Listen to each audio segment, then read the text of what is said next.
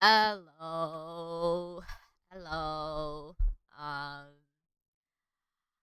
was gonna start like a few minutes early, but I was yawning so much.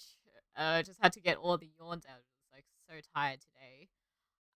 Anyways, today we're gonna play TouchStarved. The game's kind of paused because I like tabbed out to start the stream. The audio is really loud, so I put it as low as I can for now, and then hopefully there's a setting, and then I'll like be able to put it down in game. But yeah, let's get started. I saw this on TikTok, and this is just a demo version, so let's see how it is. Let's go. Touch start. Oh, finally. Whoa. Let's do everything like half.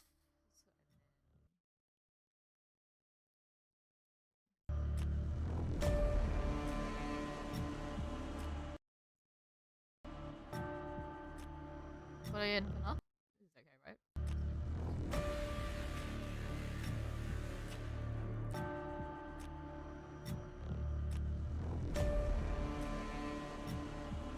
Skip mode. Read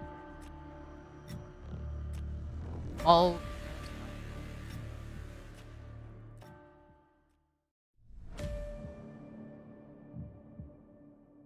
Just in case, I don't know if it's gonna lag my computer, so I'm just gonna leave it as Damn it. Okay, never mind. Anyways, new game. Let's start.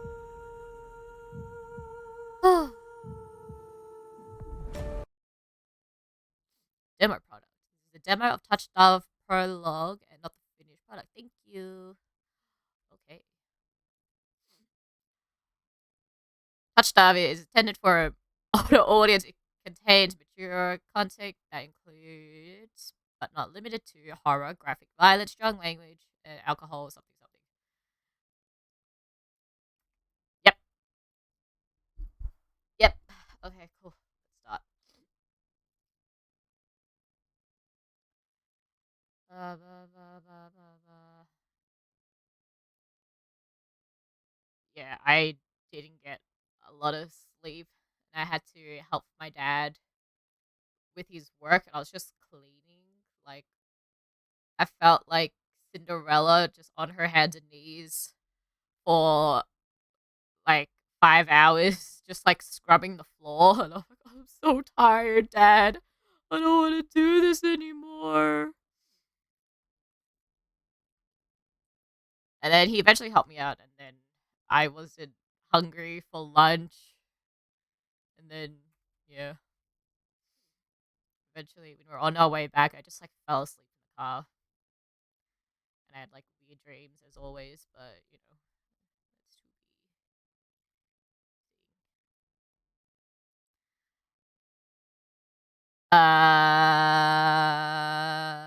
It's not limited to horror, graphic violence, strong language, alcohol, and drug references, injury, and dismemberment. Player discretion is advised. If you accept the embargo in terms and content warning, please click to proceed. In Touchdive, your choices matter. The decisions you make may result in unique dialogue, interactions, or even choices in red text, which contains exclusive content. Ooh. Try to play through the demo more than once and choosing different options. You might even uncover a secret ending. And remember, there are no wrong choices, only interesting ones. Choose wisely and saved often. Oh, shit, man. I'm so bad at saving. My name. Naoto.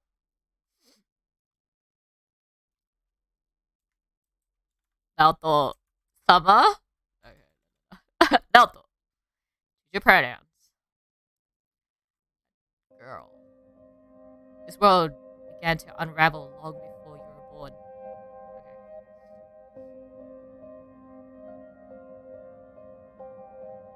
Okay. Began with fogfall. Spectral mist bled through the seams where reality wore, so thin it split.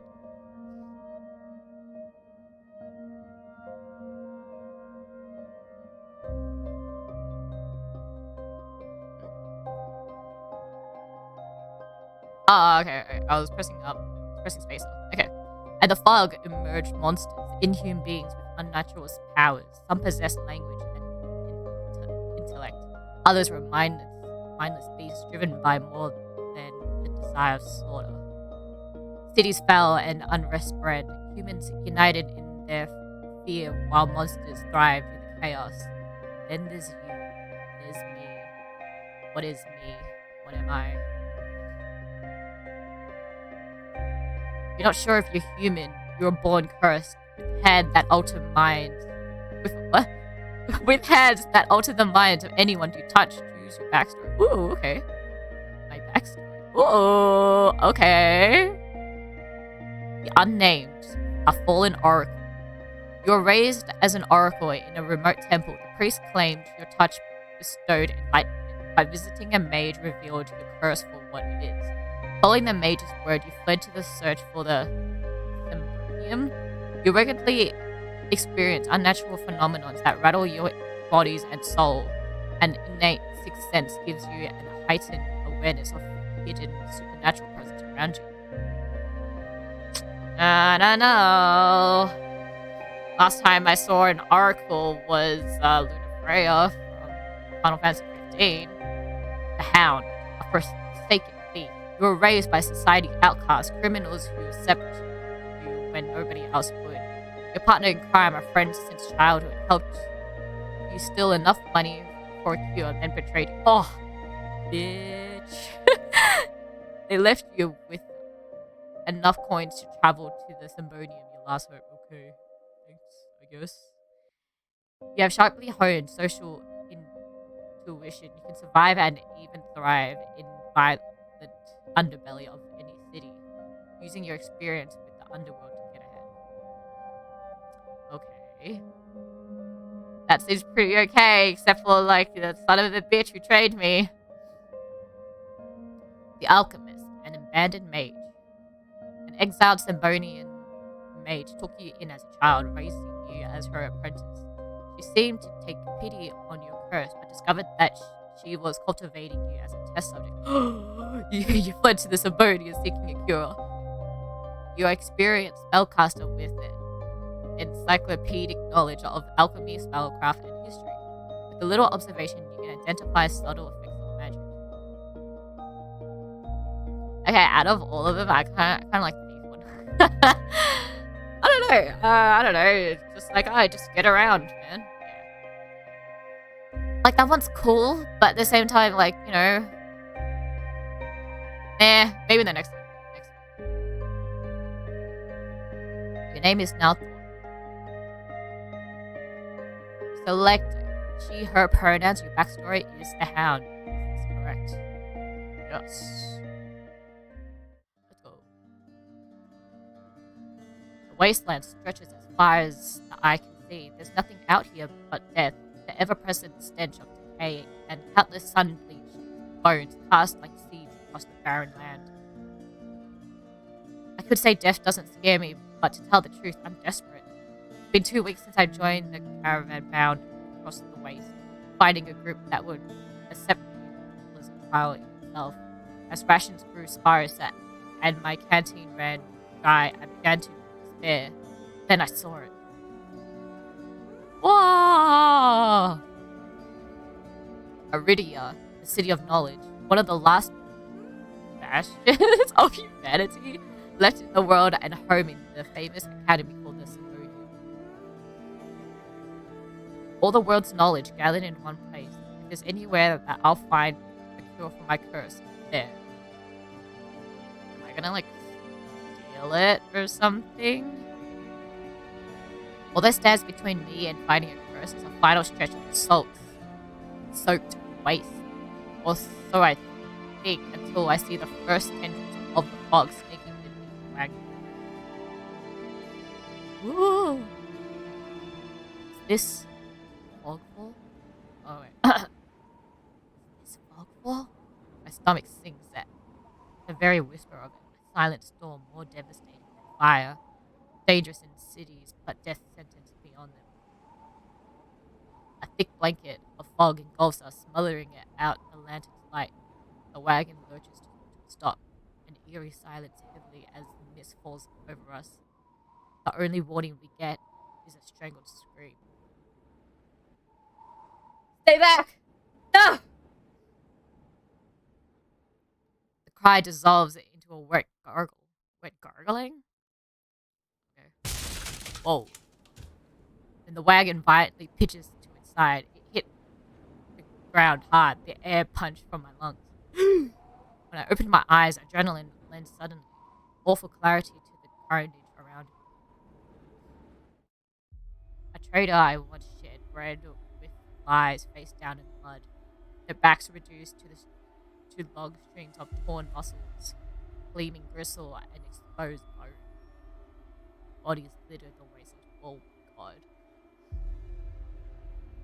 I try to rise, but my ankle explodes with pain, so blinding, white blooms across my visions. Only when my eyes adjust that I do see the dark shape in front of me. What the fuck, man? A soulless stoops over and twists the form of the caravaner. I freeze, but it swivels its head, a dozen bulging eyes twitch in my directions, and blinkers. Alright, thanks, man. Thank you. The soulless lets an ear-splitting shriek and runs at me. Bruh. But before it reaches me, the beast barrels past, vanishing into the mist. Distantly, a horse screams in the dark. I need to move now. The wagon, already tipped over? City! I take off, running deeper into the haze. The fog is so thick, I fear that I'm heading in the wrong direction until I see a dim pinprick of light emanating from the shadow of the spear. It's fate, but it's enough. I came too far to die here. Rapid footsteps that echoed all around me. I turn in circles, frantically searching the opaque mist from the source. But the fog floor twists and stretches sound. Suddenly, the caravan's giant driver bursts from the fog, our eyes being too late. He slams into me, knocking me to the ground, and slips into a patch of blood. Patch of mud, not blood. Mud. The soulless falls on him as soon as he slows. Catches the driver by its throat, and it breaks its stomach with its sharp claws. It comes apart like wet paper, spilling intestines and vice versa in a steaming tide. Fighting the urge to heave, I claw frantically to scream muck for a handhold. Shit! Shit! A hat catches on the jagged edge of a rib jutting up from the water. Bandages that unfurl around the gorge, torn up to my palm.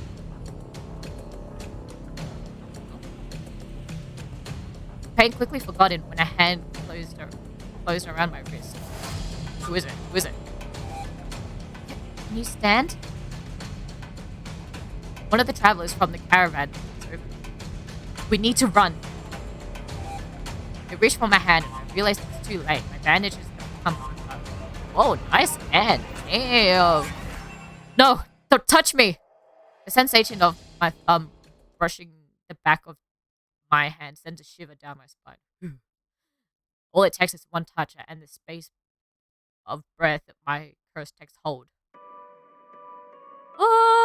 Okay. The lips peel back into a deranged grin.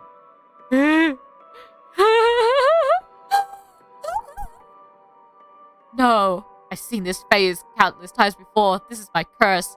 Madness of my own making.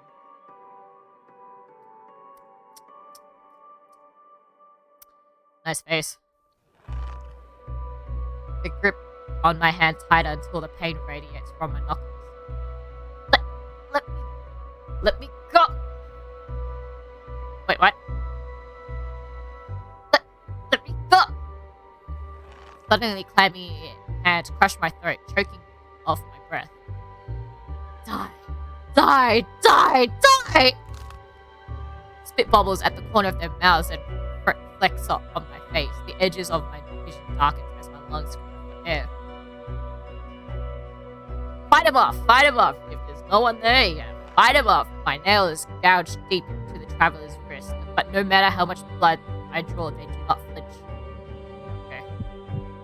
The more I struggle, the more tighter the grip grows. The pulse hammers in my ears, slowly with each bloody beat. This can't be happening. I'm going to die. And not because of the fogfall or the solace, but because of my own curse. Tears sting my eyes. No, not here. Not like this. A hand drops from my neck, leaving me wheezing for air. My lungs burn with a ragged cough.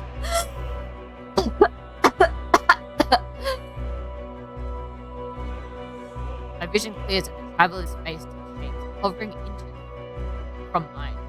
Lips still split from the macabre smile, even as blood seeps between their teeth. Give me one last shudder of breath and slump over their claws. Starman. The soulless shoves their body to the side, and the glowing eyes, stuttering, its leathery skin thin as no.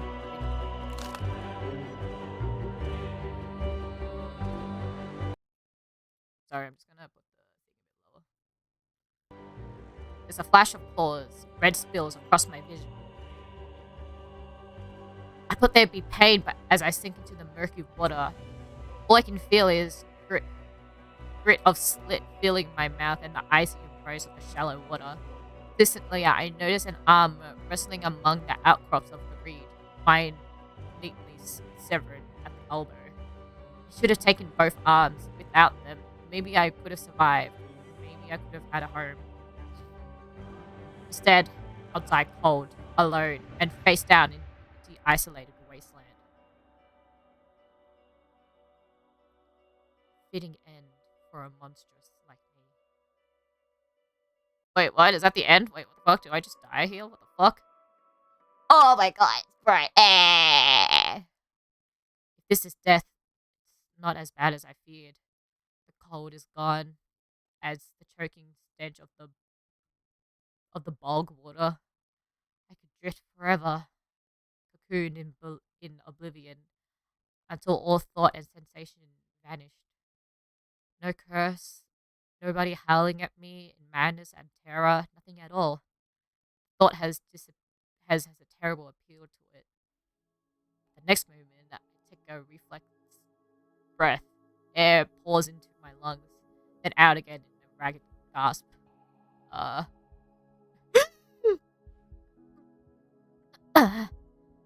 Feeling comes flooding back, warm cloth on my bare skin, firm surface beneath me, a strange tang of sulfur in the air.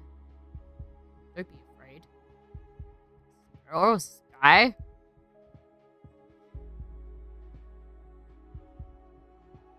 Oh, okay, it's a guy. I twist my head towards the voice. Tears flooded my blurry vision at the bright glowing of the lamplight. Try not to move. The voice is calm, steady, and commanding, but more importantly, it's a stranger's voice. Oh, shit, boy. One thought cuts through my mental fog. I have no idea who this is, and I'm completely at their mercy. Yep. Sorry. Stay away from me. Stay away, bitch. My words come out in more of a creaky whisper. Oh, okay. Stay away. I clam my mouth shut, halting how weak and helpless I sound. Yeah. No. No? Who the hell is this? You know, you always get that thing, you sit up, and then they're gonna tell you, lie back down. I managed to push myself up on one elbow, but my head swims, and my surroundings give an alarming lurch. A stubborn patient. You're a fucking stranger, man. Fuck off. I don't have the strength to dignify that with the response. Instead, I pull the sheet higher and wipe my eye until my vision clears. Hello? The stranger towers over my prone form. Warm light reflects off his pristine medical coat. Nice earrings, Mike. God damn. I instinctively shrink back, and that's when I notice I'm completely naked except for a thin linen sheet. What the fuck? Cover up, girl, cover up, cover up! Naked, lying down in a low cot with a pair of sharp golden eyes, watching my every move. The man gaze flickers to my exposed, unbadged hands. Why do you have, like, test tubes right there on your chest? Is it like emergency stuff? What the fuck? Like the half turtleneck thing that you're going on? That's nice. Is that a crop jacket? Hell yeah. Twins. Nice. I like the little armor thing. Nice long hair. Nice. Loving it, man. I plunge my hands under the sheets to hide them from sight. Though it's too late, he must have noticed what they look like. Oh yeah, if you've been passed out naked, yeah, sure. Strange. Cursed. Inhuman. I brace myself for his unedible,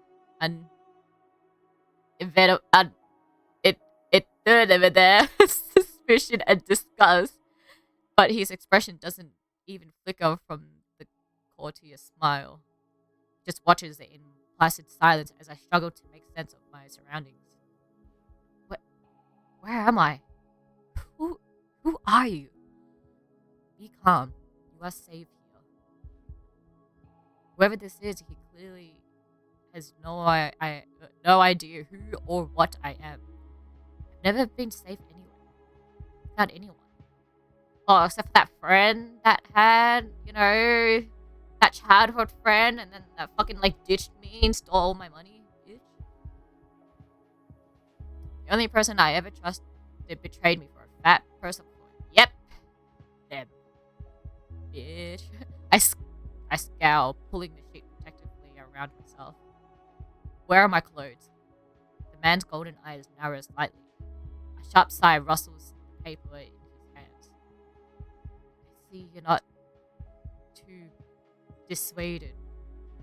Clothes were torn to shreds when I found you, but I procured replacements.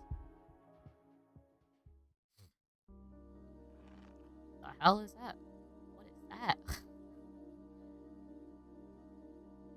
The soft creak, he stands from his chair, giving me a better view of my surroundings. Wait, I was on that? Naked? What the fuck? I seem to be in some sort of medical clinic. Bottles and silvery alchemical concoctions lined the counters in neat rows.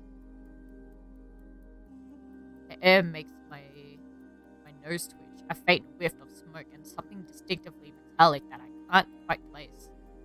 The doctor produces a large dense bundle of cloth, which he sets at the foot of my cot. He easily head taller than most, and I have to crane my neck to look at him. Whoa, bro, you're so tall. Nice ring, nice bracelets, nice. Get the fuck out. I lift my hand, looking definitely into those golden eyes. Could you get the fuck out? I'm not getting dressed with you standing here. To my surprise, the man's mouth works. I was not planning on watching. Get the fuck out! Get the fuck out, mate! Still smiling to himself, he disappears through a narrow door. I hear a soft click as the lock turns behind him. Is he locking me in? Or is he just like, out of curiosity, I'll lock the door for you? Ew, is that fucking needles? What the fuck, man? I count to 3 in the sudden silence. When I don't hear any more footsteps, I reach to the bundle of clothes.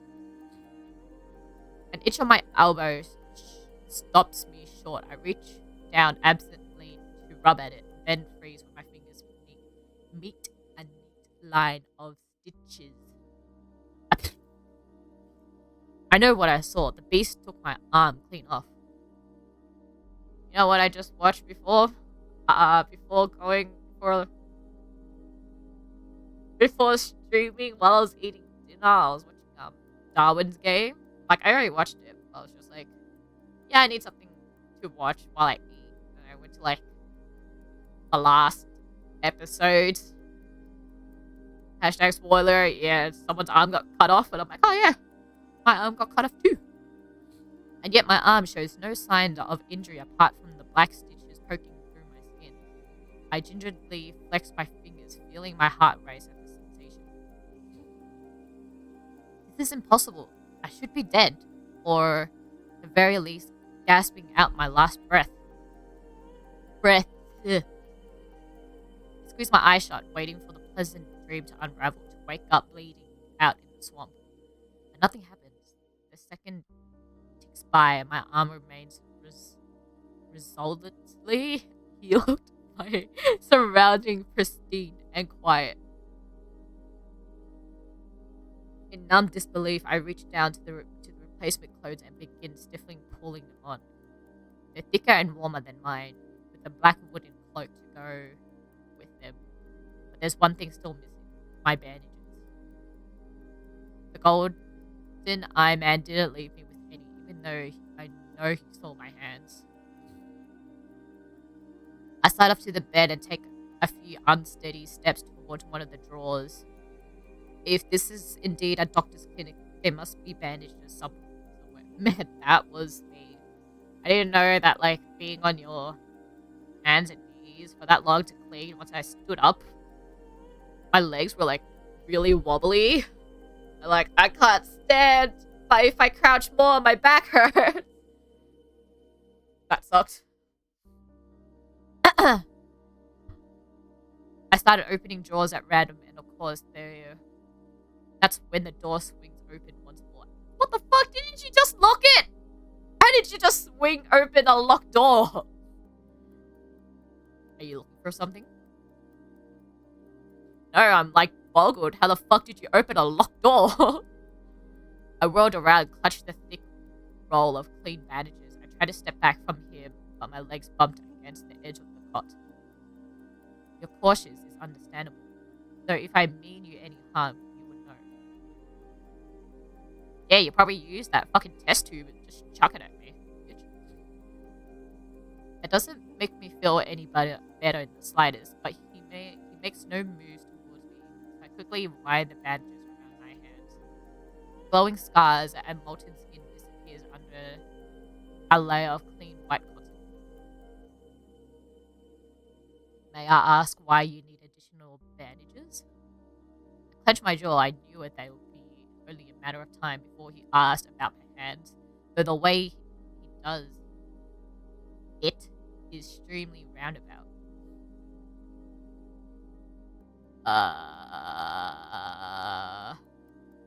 I'm more of a stare person, you know? Stare at them. Fuck. Stare! I fix them with a dead eye glare, the one that used to send my follower thieves into shuddering silence. Okay, I'm not that mean and bad, I don't think. Well, sometimes my friends, they'd be like, oh, don't piss off now, though, she's got that look. Why are you looking away? Why are you looking away? Look at me. Look at me. Look at me. Yeah, you better look at me. Doesn't even blink, meeting my eyes sternly as I finish tying my bandages. I'm not easily intimidated. Okay. I hesitantly break eye contact, but says nothing more. At least he doesn't seem angry. I guess. Could still chuck the test tube at me. Wait, does it go down? Is it a cloak? Damn. Nice. Wait, if he wants answers out of me, I'm still gonna need some from him first. Who are you? Who are you, man? You may call me Kurus? You may call me Kurus. Okay, sure. Where exactly am I, Kurus? Aridia, which I assume was your caravan's destination. I could think of nowhere else for a group of travelers to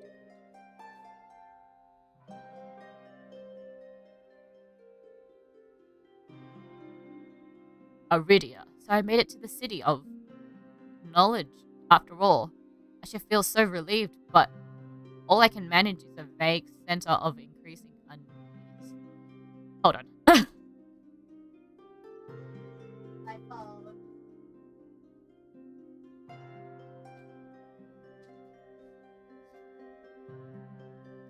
How did I end up here? I assume that you carried me, Curious.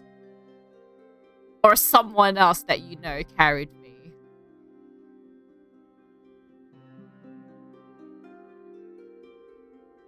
Am I right? I brought you here. I brought you to my clinic, of course. You were the only survivor from the caravan, barely clinging to life. You needed immediate treatment.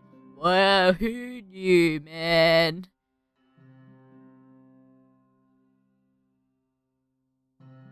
Sorry, give me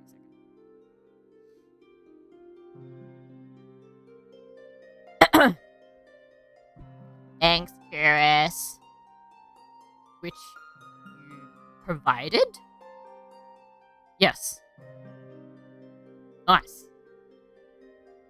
He says it so simply, as if I'm a small child and he's explaining basic addition to me. Hey man, maths is hard. Shut up. I frowned and flexed the fingers on my recently healed arm. Aside from being a bit stiff, it feels fine. Thoroughly attached to me. You're saying that you stitched my arm back on?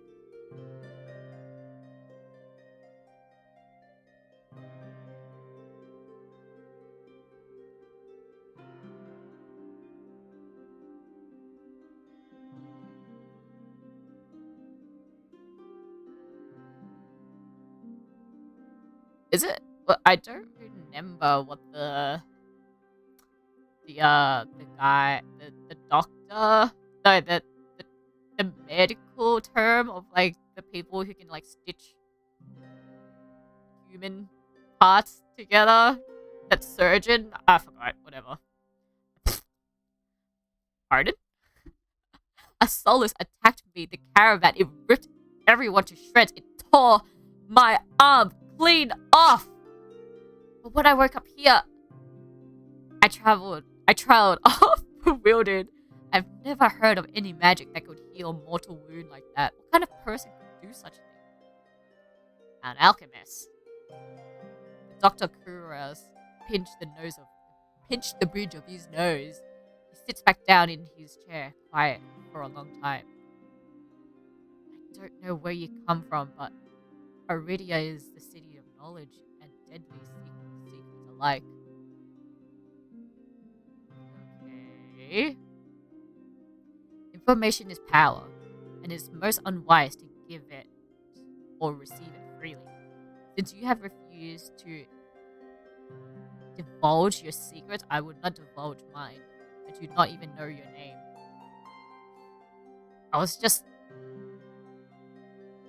You are new to Aridia, so I'll overlook this specific breach of etiquette. However, you should not expect others to extend the same courtesy. Do you understand? He looks pointedly at my freshly bandaged hand. Low thought, I am to admit he has a point. I am also a complete stranger to him, and if he's telling the truth, he saved my life. Thanks, Curious. I take a deep, steady breath. There's something in my nose. This time, when I speak, I sound a bit more like myself. I am myself. I'm me, Nelthal. My name is Nelthal. God, thank God I hit that. Fucking hell, man. It is also a pleasure to meet you, Nelthal. There's a little more warmth in his smile. Aww. His polite demeanor back in an instant. Thanks. Thanks. I chance a smile in return, even though he won't explain how he did the impossible. There's no doubt in my mind that I'd be dead if not for Kurus. Think nothing of it. I'm not sure if he's just being excessively courteous, but his words only raise more urgent questions. But I have to ask, why did you save me? You don't know me. You gotta say shit of like doctor's policy, like oath thing. I gotta save everyone. I can't just leave you there. I can't just leave someone hurt there. Blah, blah, blah, blah. Question seems to startle Curtis. Oh my god! I could hardly leave you two die the way. Yep. Yep. Thanks!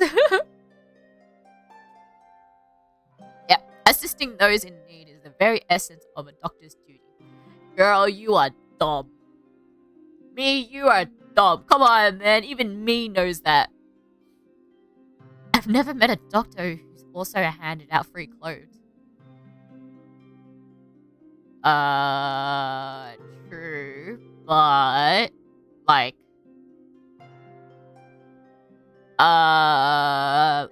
you're like in a clinic. And what if something happens, then you need, like, extra clothes? Like what was it? The hospital gowns. Yeah. My fingers find the edge of the cloak. There's a subtle but delicately embroidered pattern around them.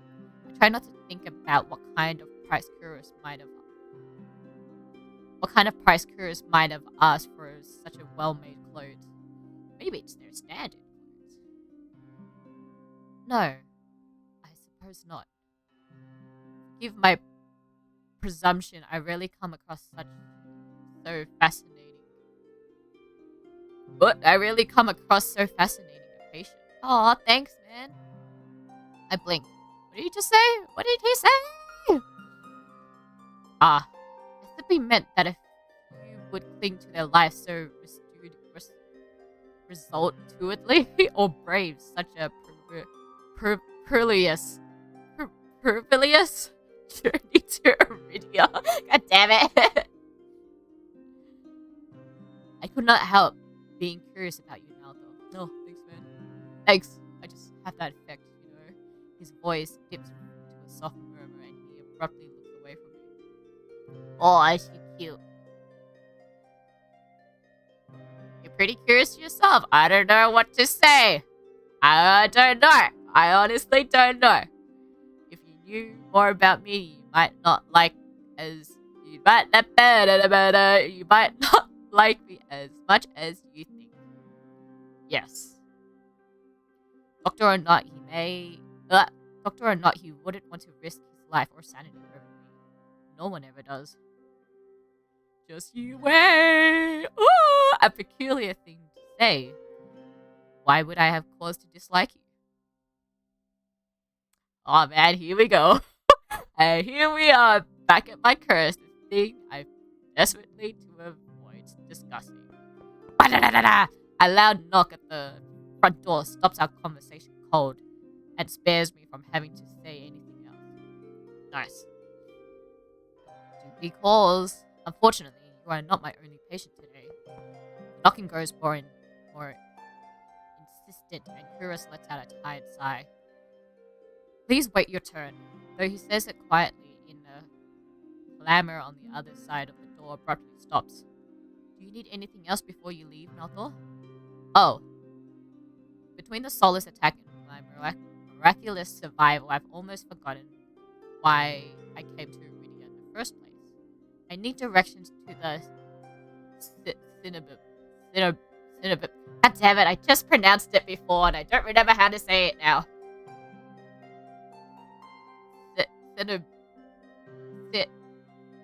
Yeah. That.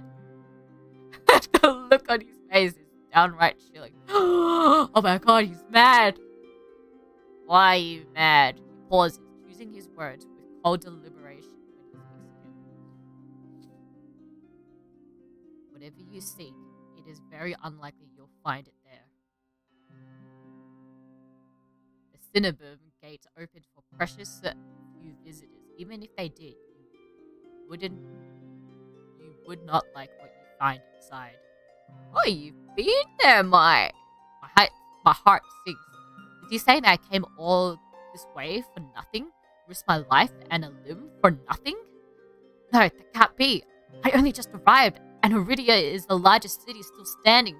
There has to be a cure for me here. Then, if not the Cinnabon, where would you suggest? Do you know anyone else in Iridia? Shake my head. No. Did I suggest a local guide? Head to the wet wick and ask for Leander. Excuse me, the wet what? The wet wick. The wet what? Sounds deeply unamused. Following the posting at advertising Leander's bloodhounds, they are difficult to miss. When you meet Leander, tell him I sent you. Leander. This isn't much to go on, but Curious points towards the clinic's back door. You'll be safe as long as you do not draw attention to yourself. Wow. Great advice. Thanks, man. Easier said than done. I've always been a magnet for for the worst sort of attention. If you require my assistance, you may return whenever you wish. Thanks, man. Though he's smiling, there's a note of finality in his voice. Resigned to my dismissal, I slipped out of the back door. Peace, bitch. Oh my god, it's a dog! I hear a dog! I find myself standing in the narrow and rather gloomy alley. I pull the new cloak up to my nose, stepping over the containers of chambers, pots, and could have been emptied into the streets. Oh my god. I put it down just a bit more, the volume. I don't know, man. I'm just... Something weighs heavily up inside in one of the coat pockets. My coin purse. Everything is still inside. Every last coin that I scraped together for the journey to Iridia. It doesn't look like it was open. There were so few coins to begin with. They probably weren't worth stealing. He's a doctor. Okay, I'd be kind of pissed off if I went to the doctors. Well, I got found by a doctor and then found out he stole my money. Bitch. I can march in there and beat the shit out of him. I glanced back at the clinic's closed door. Kuris didn't make any payment. He didn't even ask for a future favor. He also said that Iridia's secrets are power. Does he expect me to give up mine at some point? Well, he doesn't know your problem's me. That's not exactly a comforting thought. Still, no matter why he did it, Kuris gave me a second chance and led me on where I might find help. I better get going before he changes my mind. I squeeze out of the alley and into the crowded main street. The line outside Kuris Clinic stretches down the road already. Two thin peddlers queue alongside weathered elders. If any place is in desperate need of a free clinic, it's this one. The cobblestones are treacherously rough under my feet. Deep grooves are worn between them and regular flooding and decades of hard use. I knew Iridia was a river city. I didn't expect it to look so eroded. The buildings are tired and dilapidated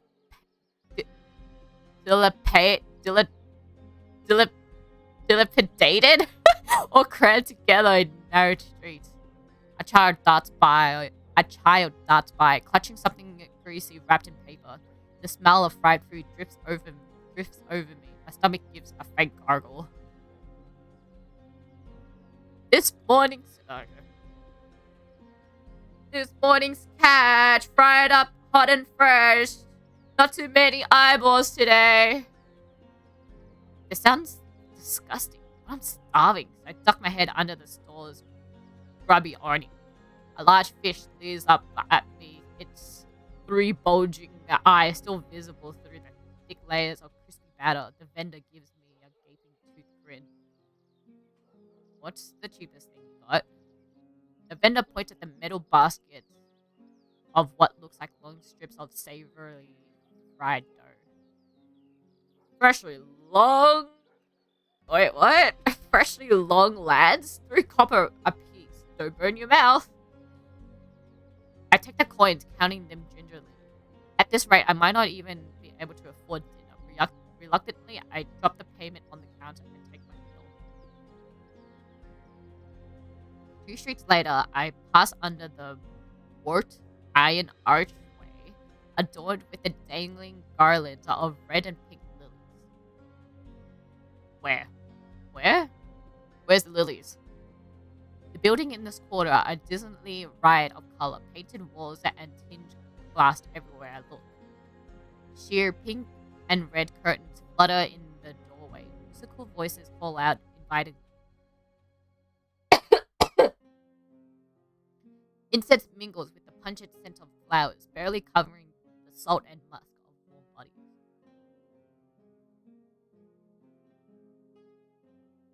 This must be Iridia's entertainment district.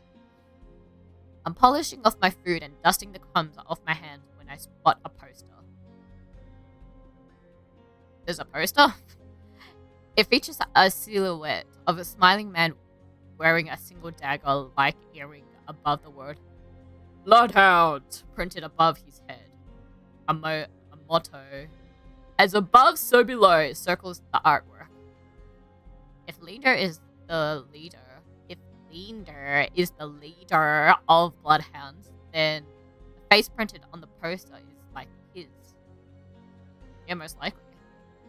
I followed the line of the identical posters around the corner and nearly hit my head on the precautious dangling wooden sign looking up. Faded orange letters. The wet wick. Facade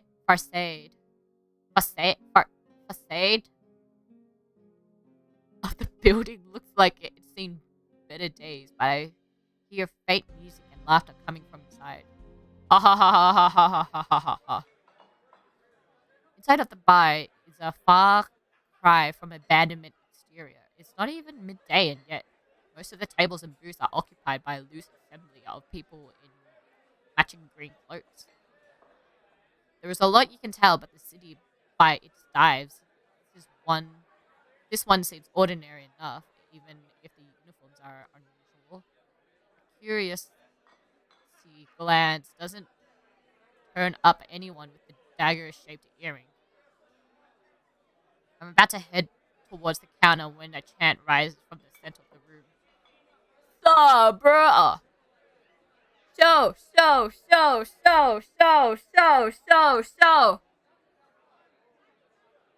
The remaining Greek cloaks abandon the bar and the booth to rush towards the center of the room in a sudden torrent. There's no time to move out of the way. I'm caught up, swept along in the as a stench current. Stench current. Hey, oi, bruh! The thickly chanting drowned out my voice. I thrash out my elbows as pressing the body is growing heavier. My hip knocks into a table. I grip it, holding it tightly to steady myself. But the crowd has stilled. The chanting stopped. It stopped. A pair of gilded boots stride across the tabletops.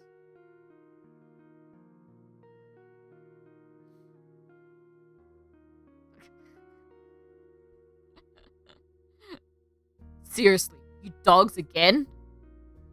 Scattered laughter and cheers rise from the audience. Ha ha ha ha ha ha! I drag my eyes upwards. What the fuck, man? A well-dressed man stands on the table in front of me, his broad shoulders framed by the thick black tails of a trench coat.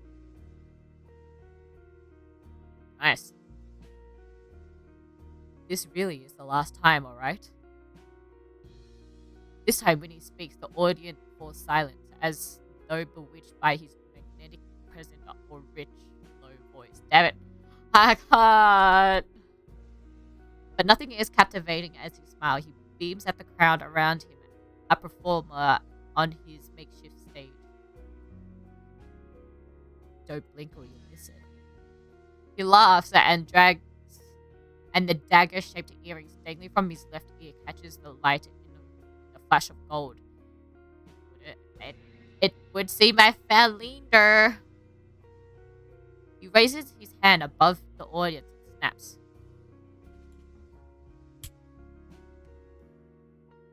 A flash of pale green light, real magic, no ordinary stage trick, blinds me. Whoa, my god, that did blind me. Ah! A brilliance that ebbs. My gaze refocuses on the mage towering above me. Oh, that's so pretty! That looks like Genshin Cecilia flowers. God damn, man, your fucking bust is like huge. Sorry. He flicks his wrist and the magic spirals around him polescence. A delicate flower stem sprouts from between his pinched fingers. One by one, glowing lily petals spring forth. Oh yeah, sure. Lilies. With a flourish, the mage presents the conjured flowers. The audience bursts into clapping and cheers. Yay! A genuine magic show was the last thing I expected from a place called the Wet Wind. Leander plucks the iridescent bouquet out of thin air and turns him into a slow circle, giving his audience a good look. Now, who could use some good luck? Eager onlookers scoot closer to the table, some reaching for the lilies, while others whistle and call Leander's name. Woo, Leander! But his cool green eyes slide right over them, locking onto me instead. Oh, my god, why end moment? How about you? Me? My chest tightens. Every person gathered turned to stare at me. Yeah, take it, man. That's fucking sick. Why not? Take it. Take it. I reach out, all too aware of my fingers trembling as I carefully take the flowers from him. There's no weight to them. Only a faint warmth, that radiance from the stems. As soon as the flowers leave Lindra's hands, the light dims. They fade away into a shower of opal scent light. Huh? To my surprise, Lee just laughed under his breath. Bitch. That is a problem with flowers. They do not last long, but they leave an impression, right? Unless you make pressed flowers. Oh, got you there, bitch. He grins at me, and I find myself smiling back. I want to punch you now.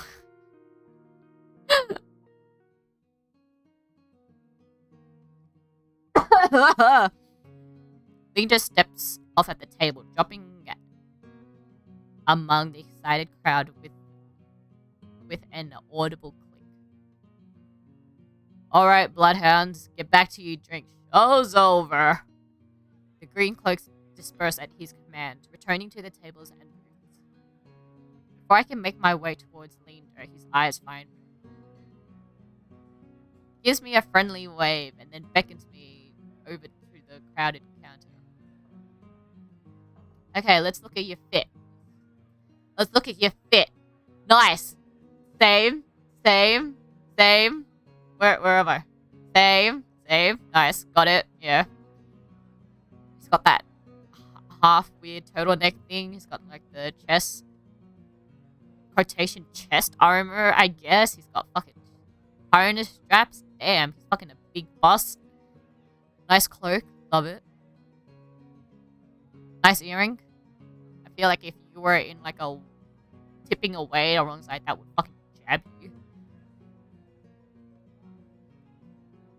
I managed to squeeze beside him.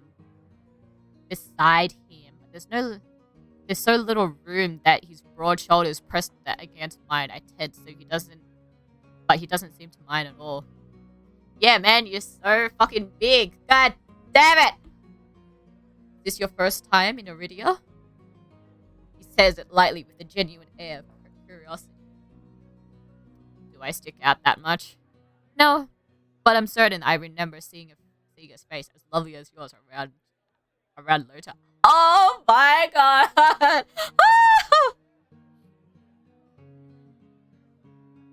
cheesy but lame. My eyes flicker to the polished countertop. I'm not used to flattery, and being this close makes eye contact difficult. As if on cue, the bartender approaches us. What can I get you? Surprise! And add anything to my friend once to my tab. Can I get water? I was expecting the generosity, but I had to admit, I do feel a bit thirsty after all that fried dough. Water. Water's fine. While the bartender leaves to fix our drinks, Linder leans his elbow on the counter. I'm close enough to notice the purple eyeshadow underneath his lower lid. You are wearing purple eyeshadow? No fucking way, bruh.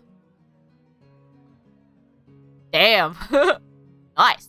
His eyes wander around me in return,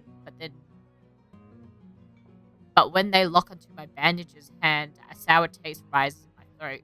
Here comes the questions. So, what brings you to the Wick? If I were to hear your voice and see you smiling like that, asking me that question, I don't know, man. Kura sent me.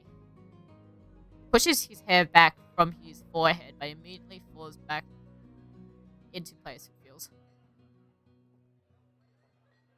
So, it's about work. The bartender pushes a pair of glass our way. I didn't realize how thirsty I am until the cold water touches my lips. I drain the water in a single gulp. Linder takes a deep swig of his beer and lets out a satisfied breath.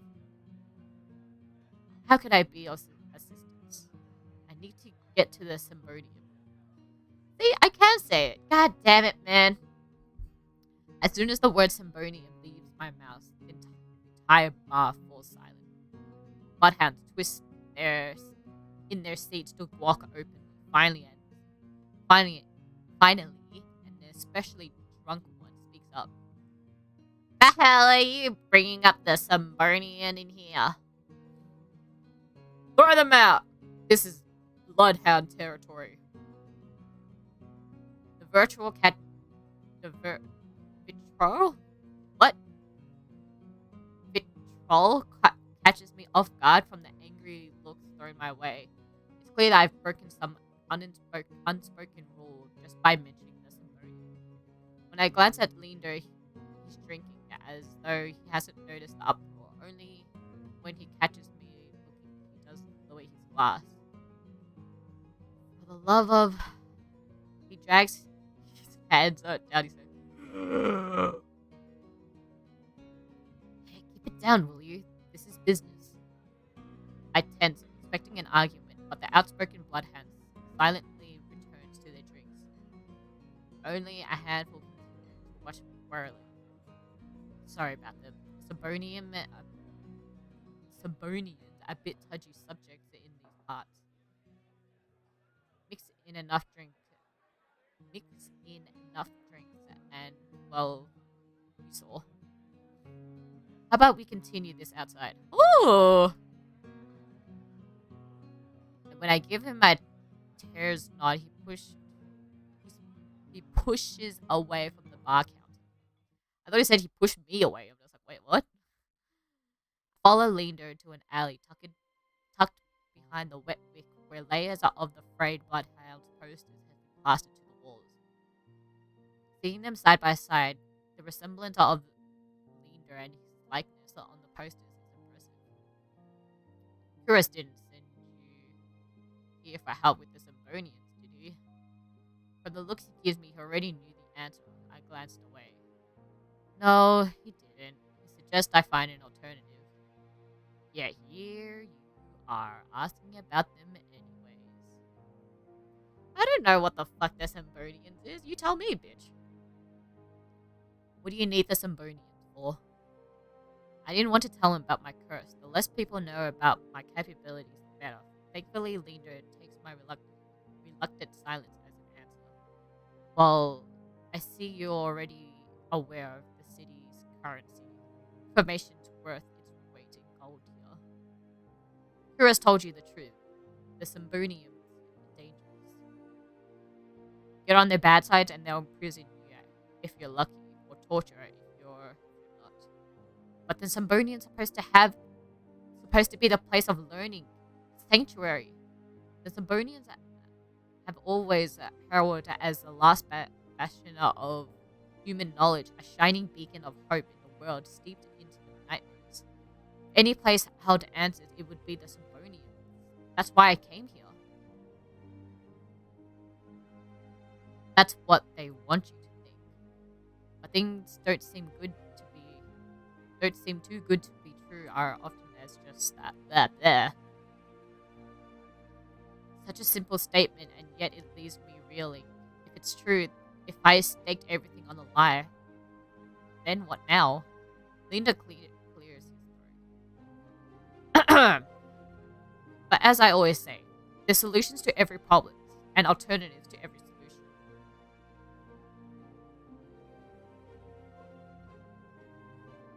He claps his hands and turns to me with a brilliant smile. That's why Curious pointed you to the Bloodhounds. Okay, man. Okay. Chill out. God damn it. Let us help you. Whether it's hunting soulless, finding people, or recovering stolen valuables, we can do it all. And free of charge. What the fuck? I'm shaking my head before he's finished his practice speech. My patient is wearing dangerously thin. Listen, I appreciate the author, but my problem can't be solved by a group of good Samaritans. My charging? Chagrin? Linda nods slowly. And your problem must be fairly serious. And if the Symbonians your first choice, searching for a magical solution, aren't you? And my eyes widened. He nods along as he thought suspected all along. I'd be happy to help you out. That is, if you tell me what ails you. What ails you? Don't look at me like that. Linda might not work for the Symbonians, but he is a mage, and a powerful one at that. If he's demonstrating it earlier, is any indication. What's that indication that he's a powerful mage, that he made flowers appear?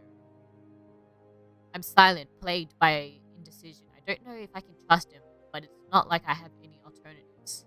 I hate to admit it, but this could be my only path forward. My confession comes out in a pained whisper.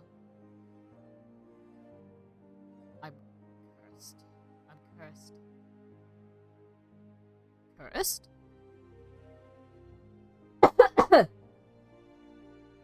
Oh, now I'm very curious. What kind of curse? Something ancestral or more recent? He looks me up and down, taking my face, my eyes, and finally my hands. It's your hands, isn't it? I wait until I'm certain my voice will remain steady before answering. My touch is dangerous. It changes people, hurts them. Before I finish, Leader begins to take his glove off, tugs his hand free, and flexes his fingers. Let's see it. Whoa, hold on. Hold on. He offers me his hand. Woo! And a prismatic flash of magic ripples across his palm. Now I'm already shrinking back. Oh! You want to do this now? Come on. Come here. Give me your hand, bitch. I can't. No, you can't. Come on, girl. Do it. I don't care how confident Linda is. I can't bring myself to hurt him. To see his face twist into a mask of madness. I want to see it. No. I want to see his face twist into the mask of madness. Believe me, this isn't an ordinary curse. I'll be fine. Perhaps where you come from, your affliction was strange and one of a kind. If I spend a year in the city, you'll see thousands of curses and thrice as many curses. Do you really think that Kurus would send you here if I couldn't handle it? Oh, okay. I'll take you up. How should I know? I only met him today. I'm as good as any mage in the Sabonium. Better even. If they can help, so can I. Do it. Do it, girl. Just do it. Do it! You don't know what you're asking me. But I'm asking you to trust me. Oh, damn! I look from the leader's outstretched hand to his confident smile. Then with a short breath, I begin to unwind my bandages from my hands. Fine. But if you lose control, don't say I didn't warn you. You can tie me up first if it makes you feel better.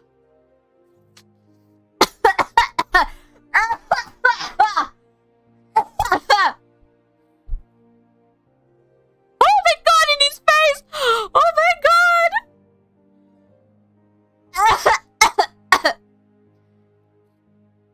Do it. With each joint I expose, I grew more and more certain that this is a terrible idea. Ready when you are. If he is bothered by the way my hand looks, he doesn't show it. My fingers hovered shakily over his palms. 3, 2, 1. Touch it! I tapped his palm once, as quickly as possible. It barely more than a brush, but that's all it ever takes. When I look at his face, expecting to see the worst, Linda only grins. See? It can't be helped. This is the first time when I reach out to touch. Can't be helped this time when I reach out to touch Linda's palm again. Catches my wrist before I can pull him away. Oh, bruh. Damn. I told you, there's nothing to worry about. Oh my god, look at him.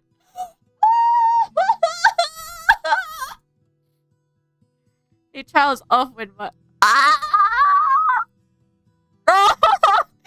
He trails off when my thumb brushes the soft skin of his inner wrist. I searched Linda's face for traces of madness, but his eyes remained clear, soft, and green. Color rises in his cheeks, but he remains still, except for the subtle bobbing of his throat. You're so cute! Neither of us speak as I trace the contours of Linda's palm, lost it in an awareness I wasn't prepared for. Say, man, I wasn't prepared for that.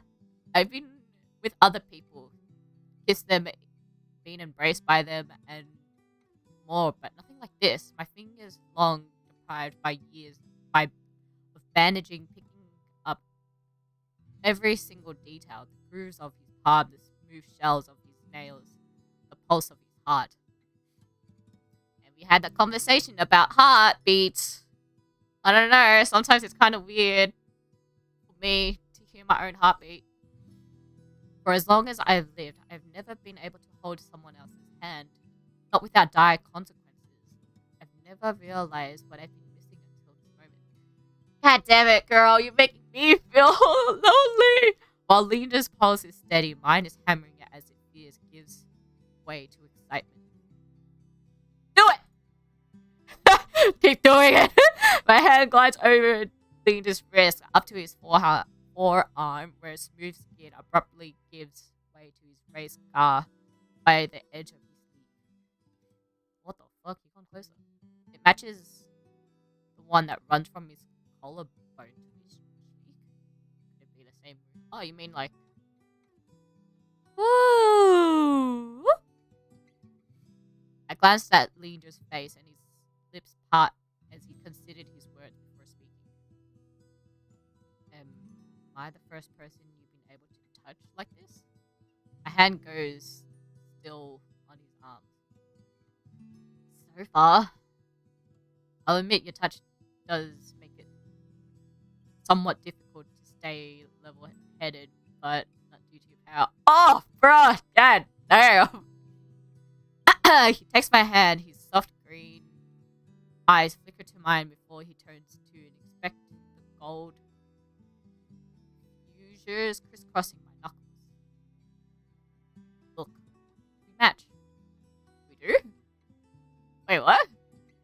points at the gold pin at his coat collar. And I gave him a small smile. Don't make me change my one to fucking gold. No, I'm keeping mine to blue, bitch. I match in the sense that I have a pin on mine as well. I drew my hand back and take a steady breath. My head feels as though it's stuffed with cotton. Habit alone guides me through the motions of rewrapping my hands, although my fingers tremble too much for the bandages to lie flat. I can't believe that worked. May I ask your name? I'm Naoto. You're right to hide them from me, Naoto. This curse of yours, it's unlike anything I've ever dealt with. Do you have other people just come up to you like, yo man, I have a curse. Can I touch you or can I just lay it on you and see if you like, get it? I can tell you're discreet, but you best not go showing that off to anyone. I didn't plan on it. Are you staying in Motown? I pause. Room and board was something I haven't considered yet. I don't know. Let's get you properly settled then. Ooh. The wet wick is noticeably quieter. Without the leader, most of them bloodhounds have dispersed, or in a few cases, fallen asleep beside their drinks. Got any rooms left? Or did my lot grab them or to sleep it off? The bartender, who I realized doubled as an innkeeper, slides a key onto the counter. You know I always keep the corner room open for your escape parents. Linda laughs. Sounds slightly strange. I always appreciate it, but you're mistaken. This is for my friend Althor. Sure. Stay as long as you like. You two have fun. Damn, man, don't! Escapades, huh? Linda clears his throat, then holds the key out to me. But I hesitate. My coin purse barely holds enough for the day's worth of meal, let alone a room. How much do I owe you? Nothing. Bloodhound rates. What? My treat, since you shared your secret, food and drinks, a warm bed, anything. Oh my god, thank you. Thanks, man. You could tell the different reactions that I had from curious to leader when I said thank you. Carefully, I take the key from him. It's small, but it weighs heavy in my palm. I never expect to have a warm bed in Iridia, let alone 3 meals. I plan to steal whatever I need to get by, no matter how dangerous. Thank you. Thanks, man. Thanks, man. Go explore now, Thor. You'll find many roads in Iridia, each leading to different answers. But if you need a reprieve from what haunts you, come find me. Oh, you know it. Just be careful. I nod, taking one last look at the gleaming bronze key before tucking into my pocket of my cloak for safety. Linda gives me one last friendly wave before I depart. Bye, Linda. Oh.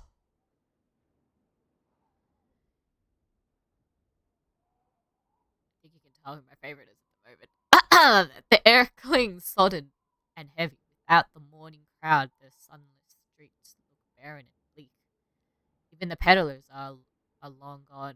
Only a pair of crows remain quibbling over a stale crust in the gutter. I feel ridiculous pain of envy. At least I've got a reason to fight. I never felt so lost. Curious and Linda both made it so clear that the Sambonian can't be trusted. But I came so far, endured so much.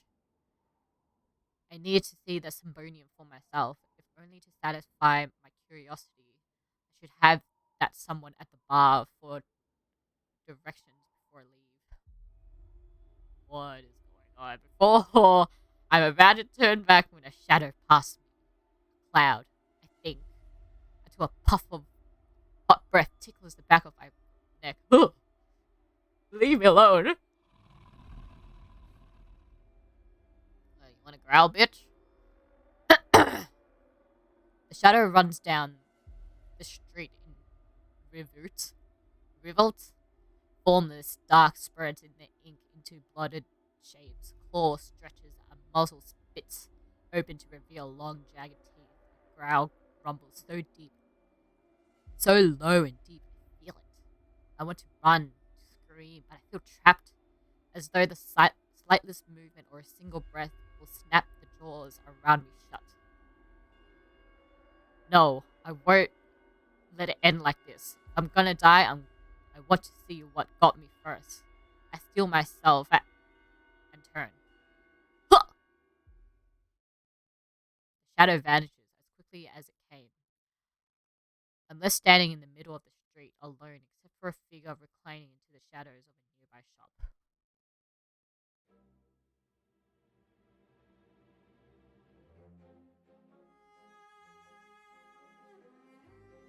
What the fuck? I was just like staring at him, like, what the fuck? Okay. A monster that is much clearer from a glance. One that could nearly be mistaken for a human, were it not for the tufted ears, a tail curled around its ankle. Or the dust pink eyes with pupils that are sharpened like needles when they're fallen on me. Our eyes met and the monster uncrossed his long legs. Okay, bitch. His hair gleams at a shadow of red that reminds me of unsettling of blood where it curls around his collared throat. Jumpy, aren't you? His tone is so light and carefree that I glance over my shoulder to make sure he speaks. You talking to me, bitch? When I look back, the stranger props his chin on his knuckles and regards me in an indescribable little smile. Didn't you see that shadow just now? It's massive. Moves like a beast. Even as I speak, I'm aware how ridiculous I sound, but the stranger's smiles don't falter. The only beasts that I've seen are the wicked ruling ravens, though this did catch my eye. The fuck? That's mine!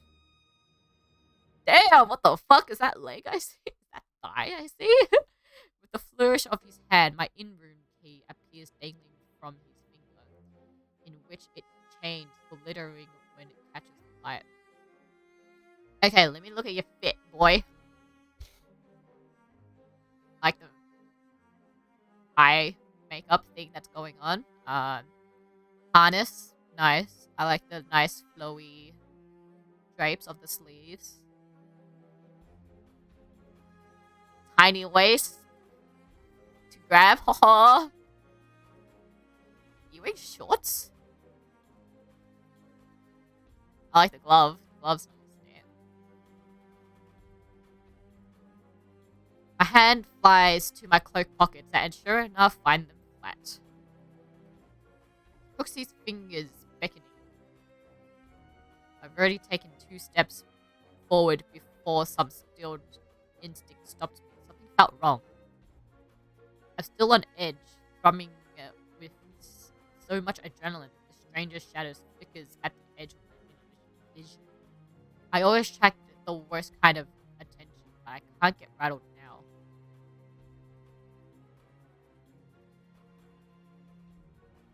Who said that's mine? Well, you patted your cloak and find that it was flat. Where else do you think it is?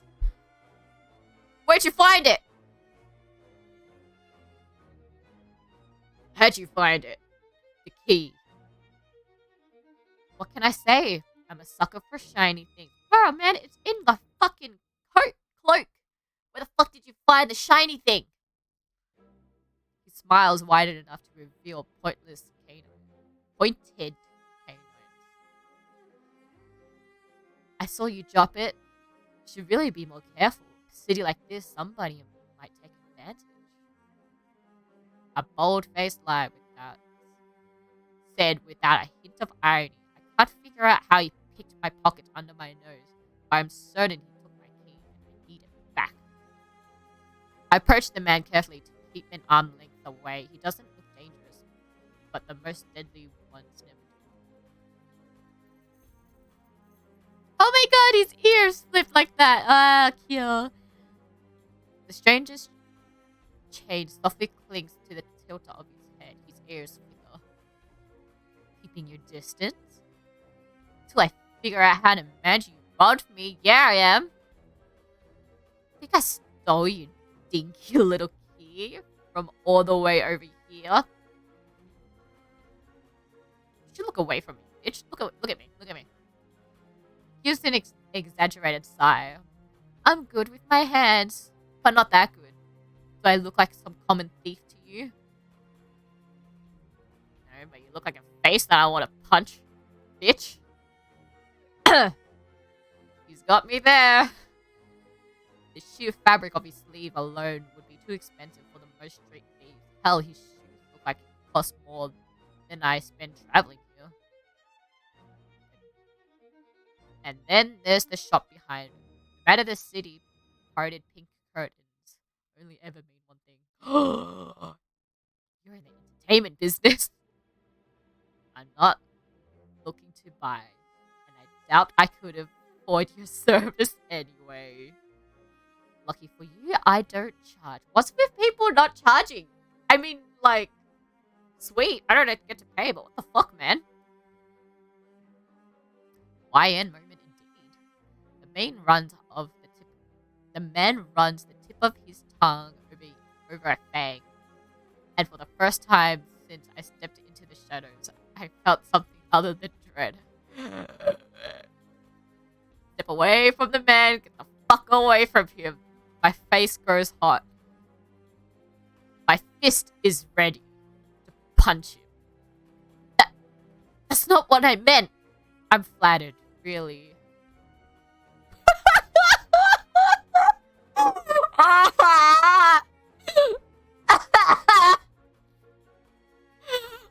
More of it.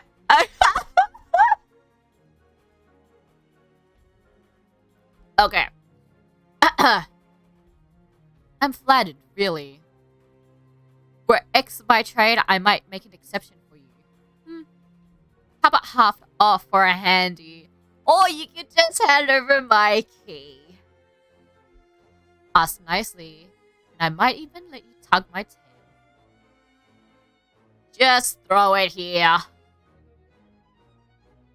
So some spittily little street urchin can snatch it and run? Oh, his ears popped up. Ba, ba, ba. He raises my key and tilts his head so he can watch it dangle back and forth.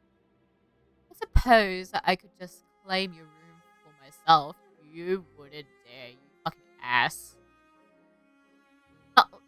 Not that I like... What? Not that I be caught dead slumming in the wicks with the rest of those slack-jawed imbeciles. So... You're obviously not around from here, so tell me, traveler, what misfortune brought you to this wretched place? His voice partially dips with dispersion. Not telling you anything. Huh. What could have possibly drawn you to this deary little pig pet? I wonder.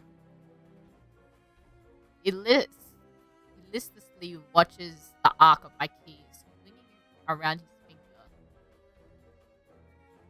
The weather shit, the food wrecks, and there's entirely too many monsters for a human to feel safe.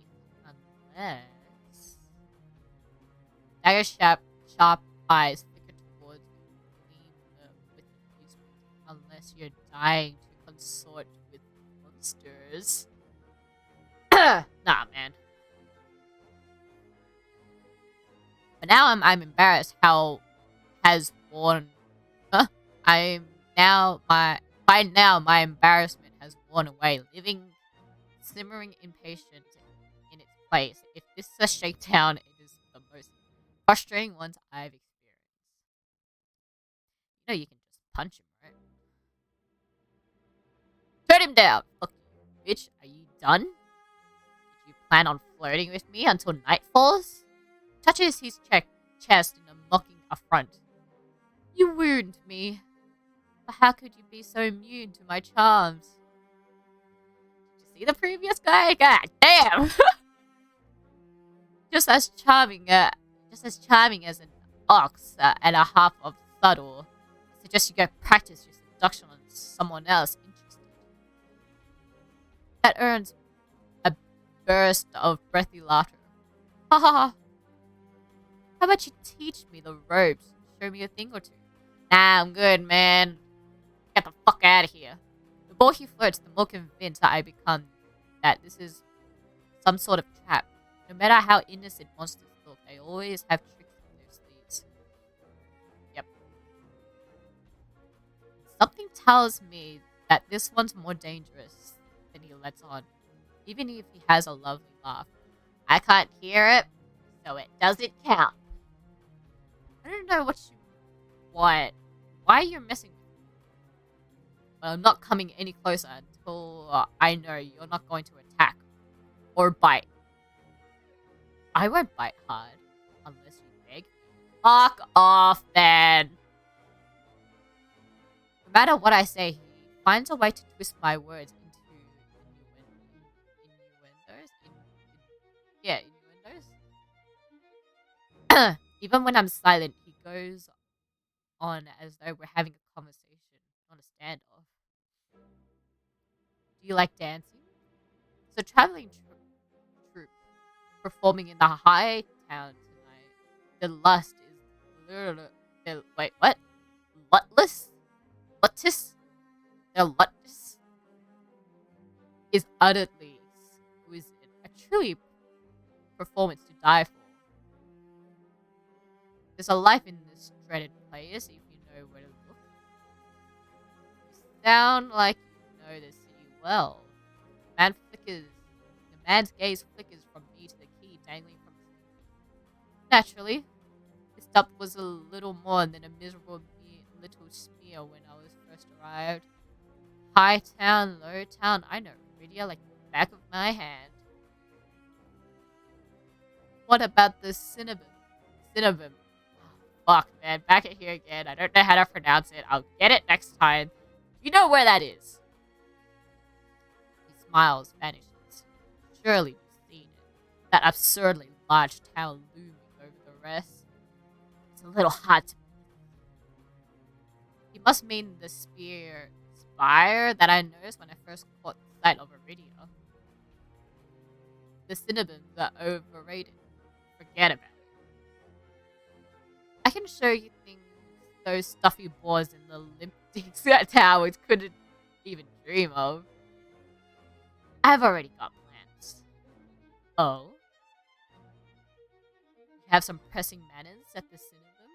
Lunch dates with librarians? Tea time with the most esteemed abbess? That's my business. What does it matter to you? I square my shoulders at the amusement leads out to You're lost. The stranger finally bored of his tedious games extends his hands towards me. The key rests on his palm, neatly dividing skin and leather. When he makes no other moves, I reach out for the key, but as soon as my fingers graze the smooth brass, his hand sprung shut around my elbow. Man! Hey! He yanks me down and I stagger, my soul slipping onto the steps. For a sick moment, I feel my bandages will unravel under his touch, but he's careful not to disturb them, even as his fingers dig into my arm. I knew I smelled blood, the reek of death and the road. Fucking doctor. His voice, one silken, lowers into a smoky growl. The shadows around him seethe and boil as he pulls me closer. Hey, your eyes!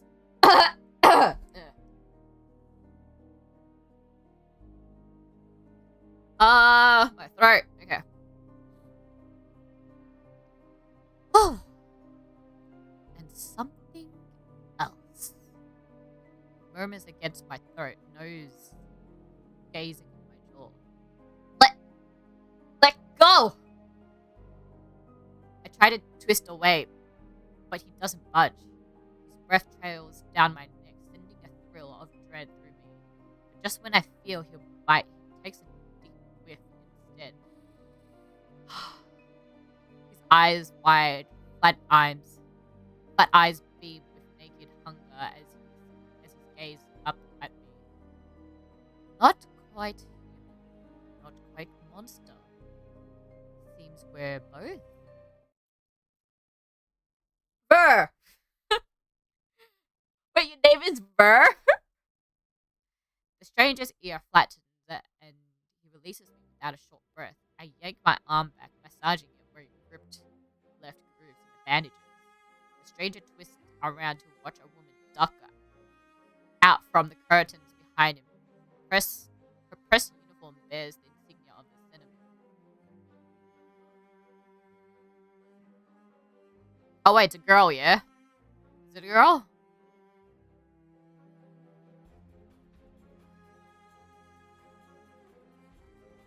Okay, it's a girl. Okay.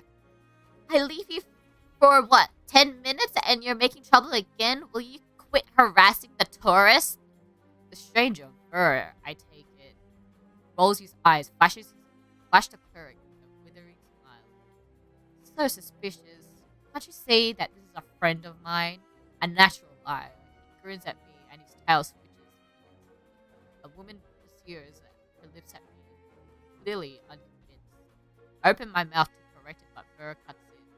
I was graciously offering my dear friend some free advice. Though his voice remains light and cheerful, his expression darkens. Danger dawns to you like a moth to a flame. It will always find you given time. The woman clucks her tongue as though she heard this recite 102 times. Words of advice? Don't take free advice from the lazy fox lounging in the streets.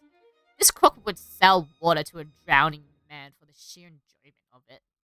She shrugs off of the wiltering look from her. Oh please, any friend of yours know it's true. Now hold still. Oh my god! Burr rises. Wait. It's the weapon. Oh, he always had that. Oh, okay. I'm just dumb. Okay.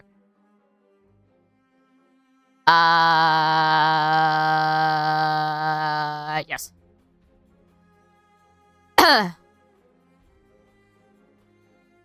Yes. Yes. Yes. Yes. Burr rises gracefully at her approach.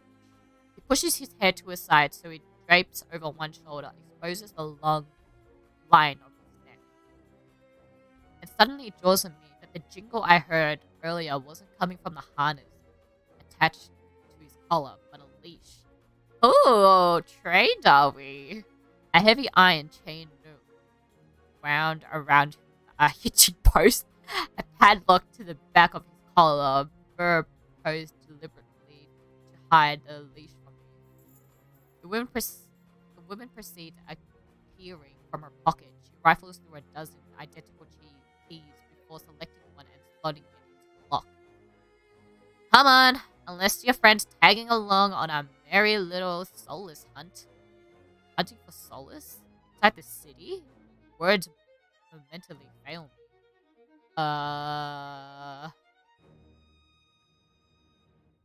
The woman regards me with a polite, if a tight smile before marching down the stairs. Burr lingers, stretches his arm over his head with a yawn, and I try not to stare at the way his stomach flattens with the arch of his back. Your little secret safe. Try not to get yourself killed. Burr hops off to the shops and bounds after the woman. His tail sways merrily as though he hadn't just lied and threatened me.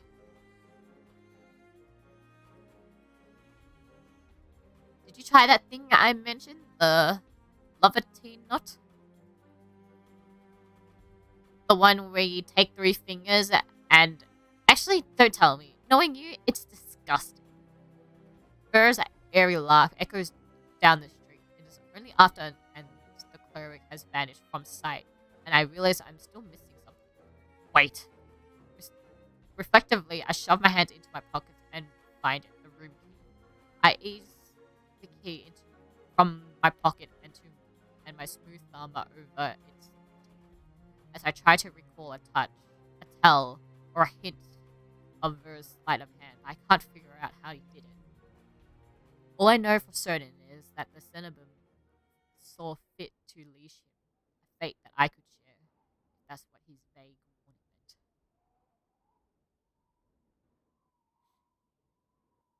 I let my eyes drift skywards, past the lanterns gently, swaying into the breeze to the Cenobum's fine, faintly visibly through the haze. Just one glimpse is all I need, and then I can put this all behind me. This time the key goes into my coin purse for safety. I do that. My key is... Well, my wallet, my coin wallet is big enough I can just shove my key in there. It is easy enough to follow the sluggish river of the split of Iridia into two. A colossal bridge arches over the dark waters below. I cross quickly as I can, climbing over the uphill towards the distant tower. Hours later, legs aching, sweat beading on my forehead, I finally find what I was searching for. The Cenobum, the luminous void. It stands at the highest point of Iridia, surrounded by its cold white walls. Well-dressed people stroll down the walkways, paying no attention to the massive tower in the distance. I'm the only one that stands before the gates. I crane my neck up and up until the top of the Cenobum tower disappears into the cloud overhead. I frown at the gates, wondering what horrible traps that they might contain despite their delicate beauty. There must be more to them meets the eye. Ah! Locking seems like a terrible idea, but I don't see any other way of making my presence known. I need to sneeze. I'm halfway up the stairs when I see something moves in my peripheral vision. A shadowy cloak crouches beneath one of its white paws. They reach out, tug on a vine as if it's testing its strength. Oi, you there! The shadow vanishes as quickly as I spotted it. The gaunt-faced man in a crisp charcoal uniform marches up to the steps towards me. Ugh, another tourist. Get out of here once you're done walking. A dismissive wave accompanies with his equal dismissive words as he turns his heel without even waiting for an answer from me. I look back at where I saw the intruder, but there's nothing, just leaves blowing gently in the cool breeze. I step away from the gates, hopelessness washing over me. Hello? A whisper so close I can feel their warm brush of breath on my skin. I instinctively jerk away, but there's no one behind me. Halfway down the staircase, I spot a woman swaying in the breeze. She gaunt as a rail, her blouse moth-eaten. I'm unable to take my eyes off her. Not because the way she smiled a little too widely, or the way the tousled braids looked unbrushed for days, but because of her eyes shine a bright, vibrant, unnatural crimson. I'm both entranced and unsettled by their subtle glow.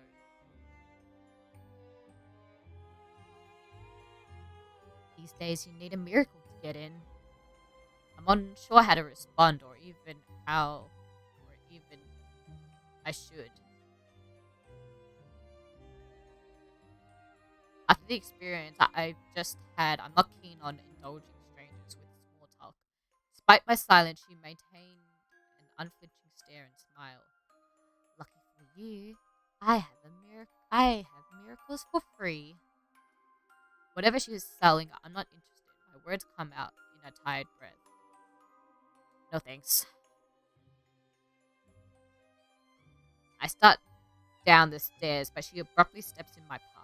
She turns her back towards me, and before I can react, she slips her fingers under the lacing of her collar, stripping down to her blouse in broad daylight.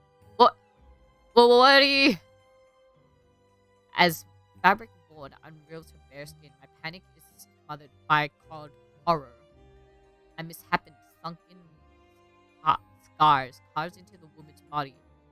Pitted, gnarled skin snakes down her shoulders, blooming to the gaping hole in the back of her neck. A shuddering breath escapes me. The fuck?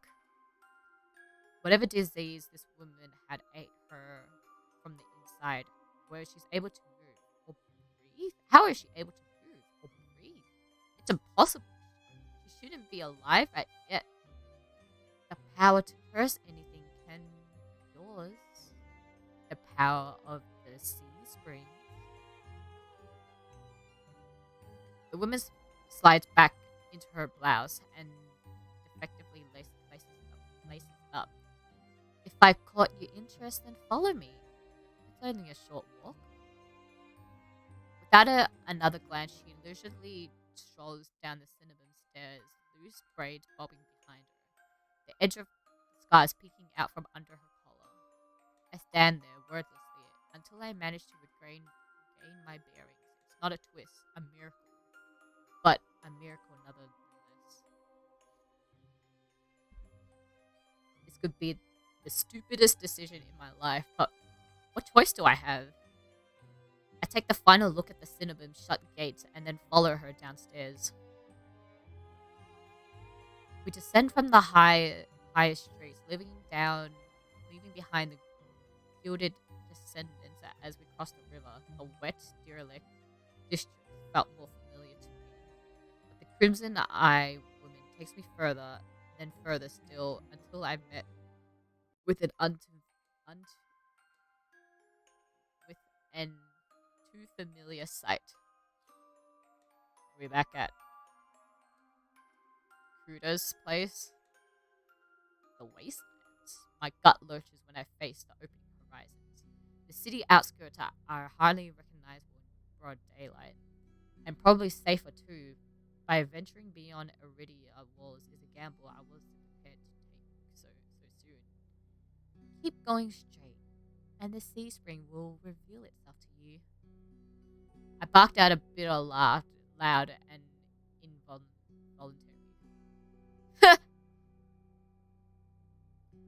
Rather not. Are you kidding me? It's not safe out there. You're as safe inside the city as outside of it. Truthfully, the territory before you is safer of us. What? Hold on. You're as safe inside the city as outside of it. Truthfully, the territory before you is the safest of all. What do you mean, territory? The region belongs to Ias, but most people would know him as a gang leader. But it's much more than that. I squint against the empty wastelands. Only a fool or something with nothing to lose would leave the city. Apparently, I'm both. But if this sea spring cured her, I need to see what it can do for me.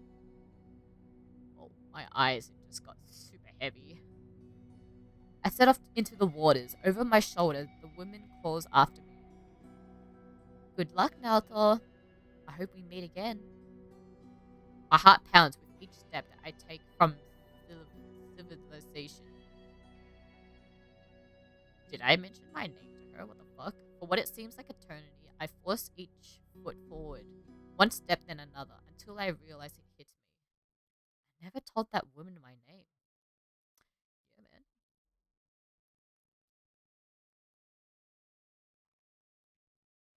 Something pierces the horizon ahead of me. A building nestled into a tall cliffside, but so snarkily out of place, it might as well be a hallucination. It drips with extravagant and honeyed mahogany, an ornate jewel of architecture. The row of dark silhouettes stand out of the horizon. Trees, I think, until I'm close enough to realize what I mistook for branches were spikes and jutted tendrils. Soulless. Several of them watch me in the distance like statues. I don't think I just run, exploding myself into a messy sprint. I push my legs as fast as they'll take me forward towards the decorated building. Flashes of last night chase me. The gushes of bloods and screams of death. The smell of burning flesh and sour bile. I can't do that again. I promise. I won't. The next thing I know, I'm dashing up the wooden stairs, crashing through the towering double doors. I gasp for air, my lungs burning from exertion. I'm desperate to be safe, but when I process my surroundings, it's more of a hellscape than a sanctuary. Blood flows all around me, overwhelming my vision with a hurt, unholy red. Instinctively, my hand leaped over my mouth, but there's a rotten stench of blood that never comes. Instead of a smoky scent, it hangs into the air, sharp and spiced. I swallowed thickly, convincing myself that it is not as gruesome as it appears, that this has to be the sea spring, the place that grants miracles.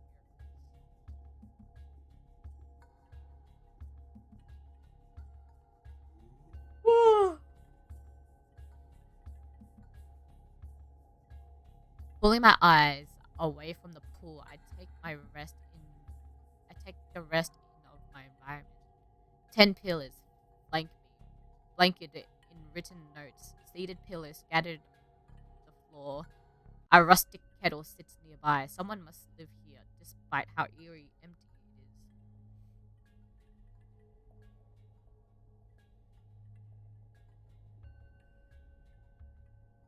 Silent. I approach the paper-covered pillars. Maybe something here can tell me more. I reach for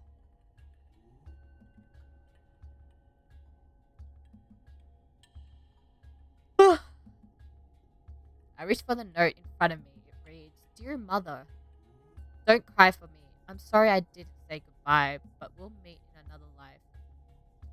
I love you very much. From Iris. P.S. If you ever see me, never speak to me again." It's written in perfect cursive, but I could never seen such beautiful handwriting. Before I can provide it further, a sharp chill runs down my spine. Something's watching me. Ah!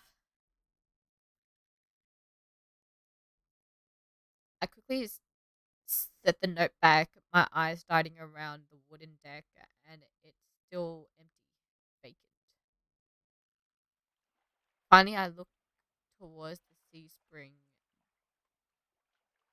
That stillness hides something deeper, something wrong. Hey, spin around and come face to face with a pack of souls. The chittering and growling tendrils and spiked flaring threatenings. All different species, all different sizes and species, but one sharing identical trait. Glowing crimson eyes. I tried to back away, but my heat retreats over the sea spring. I'm cornered. Watch your step. It's deeper than it looks. The voice again, and the sound of it, the soulless freeze, their smiles whiten.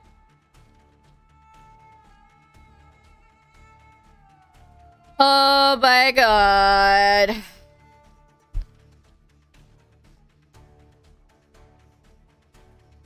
Go to the toilet でもいいか? I'm gonna go bathroom. After I see, nah, I'm gonna go bathroom first.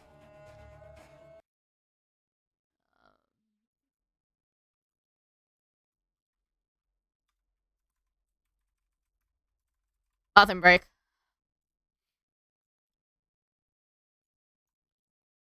Boop.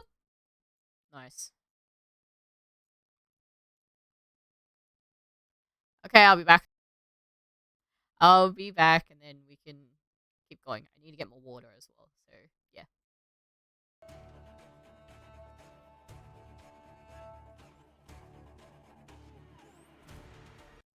I didn't mean to, like, click, but whatever, it's fine. Just, yeah.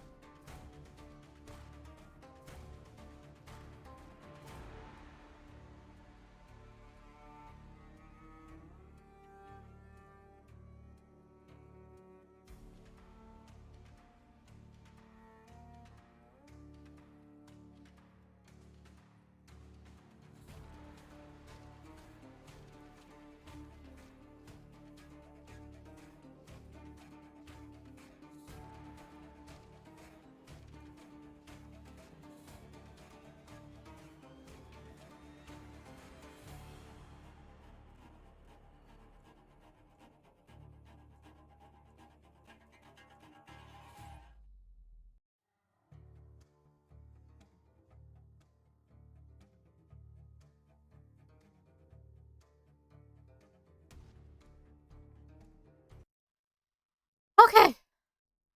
Let's continue. You look lost, little sparrow. His gaze is a violet crimson and one that steers through me.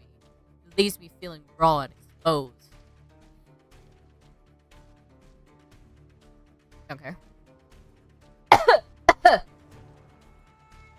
They're the same eyes that I've seen over and over. First, the one with the scarred woman, and now with the soulless circling me, all bound to this sea spring blood red. Is that tentacles? What the fuck, man? That's not yours, right? That's something else, right? That's something else, right? That's not yours, right? In the shroud of darkness behind it, shapes like massive tentacles twist and coil around the wooden bead. Okay, cool, it's not yours. Cut focus. The soulless growls ringing in my ears, and they're not advancing, but they could change at any second. Panic arises in my throat as I struggle to crack them. Nah, you got it, girl. You got it, girl. Hey! Oh. Hey! Hey! Eyes on me. My stomach rolls as I tear my eyes away from the soulless.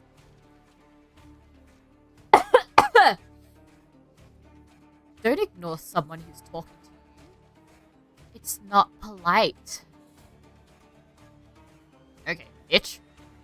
Okay, let's look at you. Nice eyeshadow.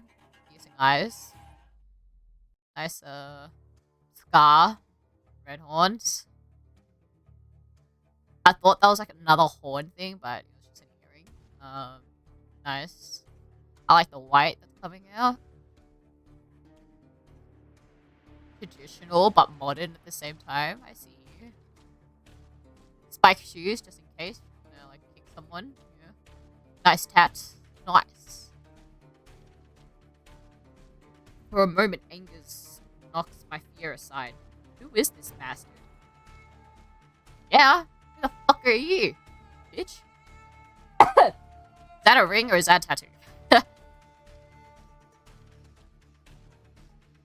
I am distracted. I'm kind of distracted by the soulless about to maul me, bitch. Only on my command, bastard. Neither. I scan the soulless again.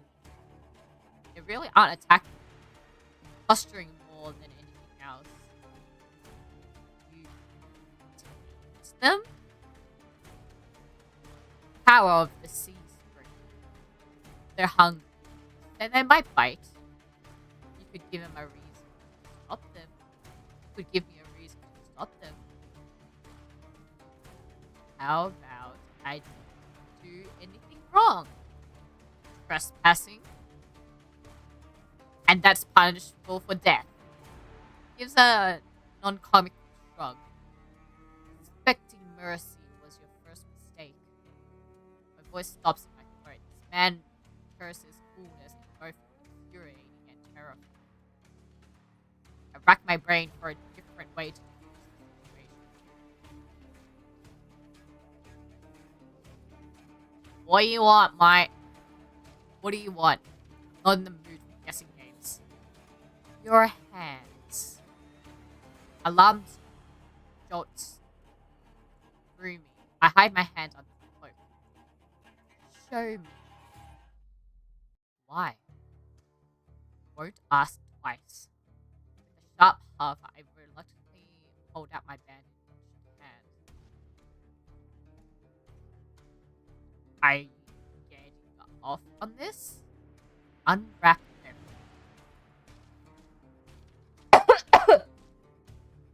Heat rushes to my face and fire to my tongue. I should give him a piece of my mind, but not when his soul is one command from ripping me to shreds. Yet no matter how much I will myself to move, my body is frozen in place. I stand there for too long, agonizing in it. My hands are trembling when I finally raise it. I know the skin beneath, the wrapping all too well, the hideous, unnatural flesh I've grown to despise. I rip the edge of the bandages. Stop. The weary sighed. The man slids off the beam. Are you one sitting on top of here? What the fuck? Where the fuck were you sitting? Were you sitting here? Where the fuck were you sitting? And lands with a thud that shakes the panels underfoot. Were you up there? What the fuck? Where the fuck were you? So, bro. He's a monster with an imposing figure that towers over me. I couldn't tell how tall he was before, but he is big, illuminated by his lantern light. His features are stronger and sharper. Are you wearing eyeshadow as well? Subtle clinks of metal accompanied each of his footsteps. The closer he gets to me, the faster my heart pitches. What does he want? Is he going to kill me? I step backwards and find nothing to set my foot on. I forgot my lower back was to the C spring. I fall right before a warm hand catches my lower back. Oh, thanks, man. I'm hovering above the C spring. The scent of smoke and leather envelops me. Blazing crimson eyes bore on into mine. Told you to watch your step. Bitch. I'm too stunned to muster a response. Like I weigh nothing, he guides me back to a solid ground and steps back. Following a subtle gesture from his fingers, the souls around him dispersed and relaxed. The shift into their demeanor is so abrupt it gave me whiplash. The enormous tentacles are no longer in the rafters, though now I doubt I ever saw them at all. Either way, I exhale a breath of relief. What is the thing with the tentacles? What the fuck? Do you have like a kraken in your heel? What the fuck? Thanks. As focused on me he was before, the monster paid no attention to me now. Fuck. Kicks some seeded pillows out of the walkway, checks the content of the kettle with a scowl. Sudden disregard is almost insulting. So that's it? I'm not a threat anymore? Never were one. Then why do you threaten me? People get honest when they're afraid. In other words, he was messing with me. Drag a hand over my face. Ugh, exhausted by the fact that this is the second time a monster has provoked me today. You're A's, aren't you? A's? Ayas? Depend who's asking. I'm asking, fucking ass. One of your friends told me that this is your territory. She also said you were a gang leader. But there's no one else here. I thought there would be more people. Ayas picks up the kettle and walks over to the edge of the sea spring and dumps out the container into the endless red. Gang took a walk. Pleasant smiles stretches across from his face. Ears to ear. Yeah, sure. A walk. Then in the distance, it drops. I get a sense I shouldn't ask about his gang again. Yeah, a walk. Something must have happened. I learned to recognize a real leader when I see him.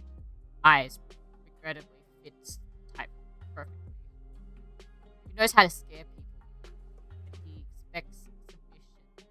But it's uncommon for someone who's so used to being empowered to be so alone.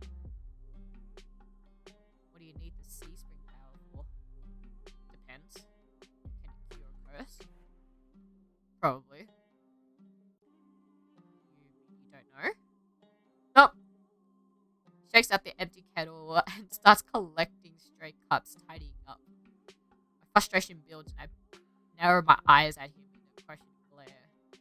When he notices, he returns with an amused smirk. Are you being irritating on purpose? Listen, Sparrow. The sea springs can cure anything. Nothing's stopping you from trying it yourself. What do I have to do? Drink. Don't drink it, girl. It's poisonous. I don't know. I have to drink from this sea spring. My eyes glide to the blood-like pool beside us. The idea of ingesting this strange liquid makes my gut turn. Is there a price? Always. Ice tap his temple. You lose it a little bit. I don't want to lose it. That's it. Might have taken it. Might have already beat it to the punch. My humor earns me an amused faint grin. This is a little different.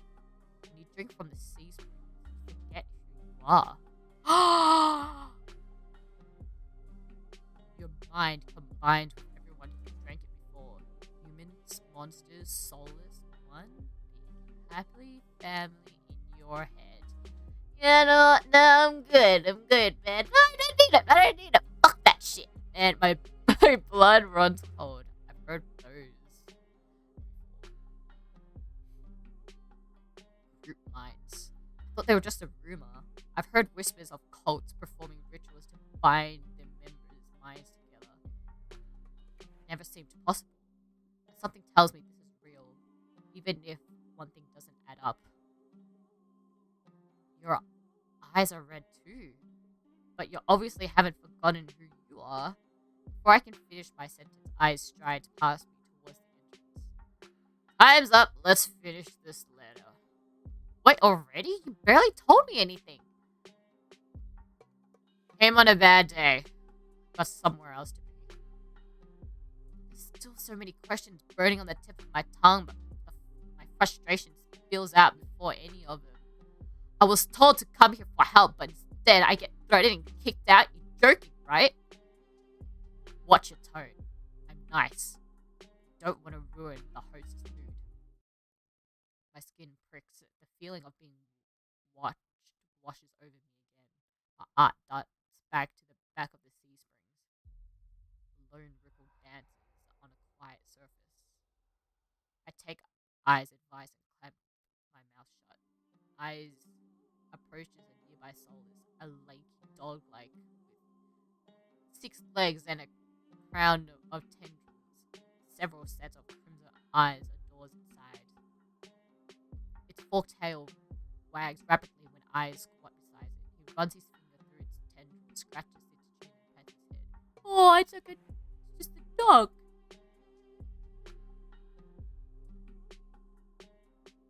A gentle smile plays across Eyes' lips.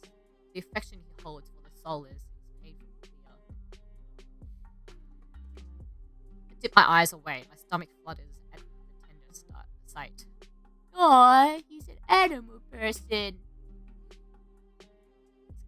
It's getting dark, so this pretty girl will guide you back. Following a short whistle from Eyes' lips, it trots over to the entrance, obediently tail wagging. Aww. I watched the soulless warily. Pretty is not a word I would describe it, and the idea of protecting me sounds absurd. If I decide to drink it, how should I find you? Find someone else with eyes like mine. They'll point you in the right direction. But think it over. Once you drink it, you can't go back. No, I'm good. I'm good. I don't need it. I don't need it. Fuck that. I have leander. Yeah. It's a lot to process. I give a small nod. At least I know I have another option for my cure, as disturbing as it may be. I follow the solace at its measured distance and watch it nudge giant doors with ease. When I'm about to cross the threshold, I sneak one glance behind me. My heart skips a beat when I meet Eyes' eye. When I meet Eyes' eyes, I'm about to snap my head away. He just flashes me an easy smile. What's with that pose, man? What the fuck are you doing? Till next time, Sparrow. I'll buy you a drink for scaring you. Better not be that fucking drink from the spring. I don't trust myself to do anything but respond with another curt nod. Bitch. Outside, more crimson-eyed soulless scutter about. It's hard to believe that it's the same threatening pack from before. They chase each other in circles, roll around in the bog's mud. They're just dogs. They pay no attention to me as the dog-like one escorts me away. It's uneventful trip. Sometimes the soulless looks over its shoulder at me to make sure I'm still following. Aww. Thank you. Darkens the night by the time we reach the city. The soulless sits and looks at me unexpectedly with familiar crimson eyes. Pet it! Nervous as I am, I guide my fingers through the soulless tendrils and scratch beneath his chin, just as eyes had. It pushes into my palm and responds, rumbling with a sound akin to a purr. The vibrations are soothing, also healing my fatigue. Aww. When it's satisfied, the soulless spins around and scampers back into the direction it came, vanishing into the darkness. It's barely my first day in Iridia. I've encountered so many things. I thought they were impossible. Tamed soulless being one of them. My head spins. Maybe I should call it a day. Yeah, let's go back. Nightfall creeps across the streets of Iridia, the city labyrinth that even in the daytime has become a warren of treacherous alleyways.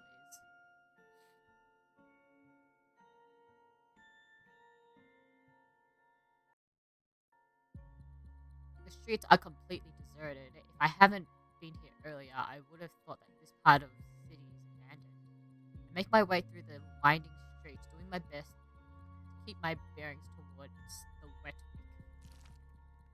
I step slow when I hear rustling in the dark. I strain my ears, but everything is so still. Is the silence playing trick on me? I don't know. Maybe something's wrong. The fine hairs on the back of my head, the back of my neck prickles. A fusion of the discomfort running down my spine. Something's wrong. Bah! My eyes start from side to side of the street to the other, searching for movement, but the shadows are as and darker as pools of ink. I see nothing. I can't stay here. I need to reach a busier part of the city. Drawing my cloak tighter around my body, I hurry on my way. Though I keep my eyes sharp and listen intently, those are the only sounds I hear are my own footsteps. As the moments pass, nothing happens. As I begin to wonder, maybe I didn't imagine those things. I turn the next corner and my thoughts come screaming to a halt. My head spins, the world blurring as adrenaline rushes through my veins. Only one thing clear, a mist in the haze. The solace attacked the cabin. Oh, well, look who's back, you fucking bitch. It crouched over a dark, indistinct shape. A body. A garland of intestine spills from its clad flesh. Blood grows the cobblestones. For mercy, the solace is too distracted by its meal to have noticed me. My feet feel as heavy as stones, and I can't just stay here. Holding my breath, I take a step back. When the wet, slurpy sounds don't abate, I take another, then another. The shard of glass crunches underneath my heel. The world seems to slow to a crawl as the soulless raise its head, blood dripping from its tendrils, every single one, its bulging eyes fixed unblinkingly to me. Oh, great. Round two. Come here, man. It's really here. It's come back for me. Run.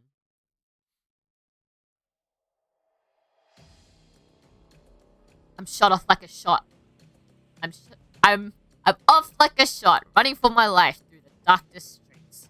Behind me, a piercing bay splits the silence. A heavy footfall pound after me. My heart thunders in my chest. I take turns at random, trying to lose it in a maze of streets. I can't seem to shake it. I can hear its breathing now, a wet, fluttering grasp growing closer and closer.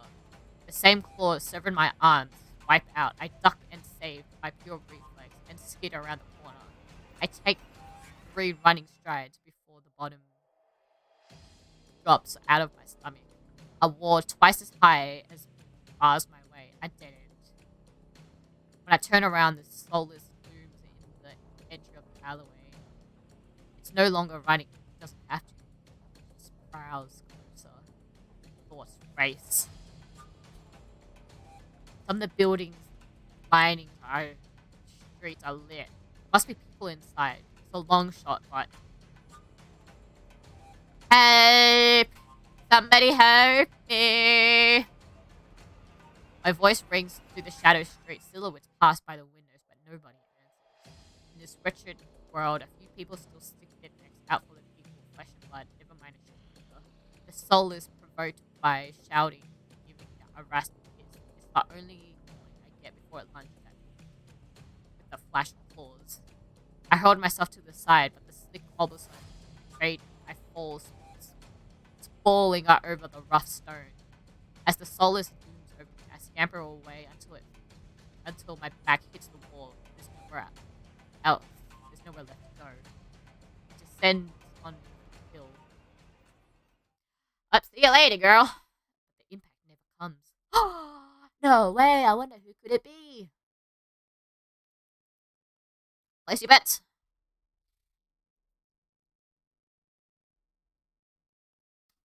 Who? I rarely crack one of my eyes, then another. Not sure if I should believe what I'm seeing.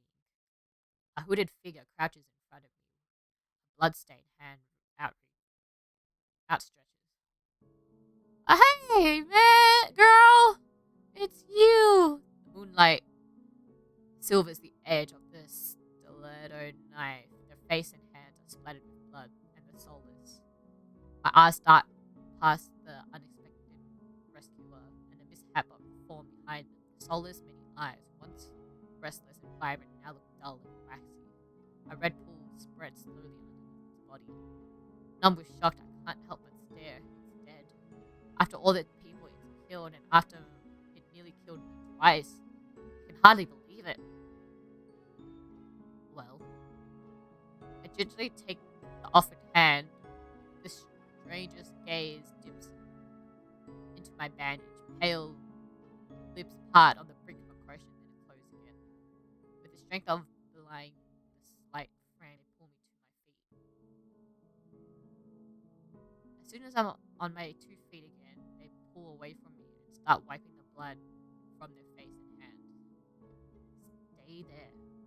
They turn around from me stiffly, leaning over the soulless gangling body.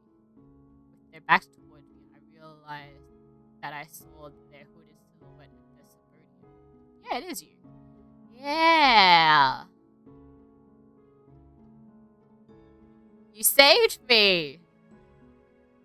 Shouldn't have had to. They had their harsh response takes me back. Before I can formulate a response, they continue. What do you think you're doing traveling alone at night? This is far from the worst thing haunting Low Town.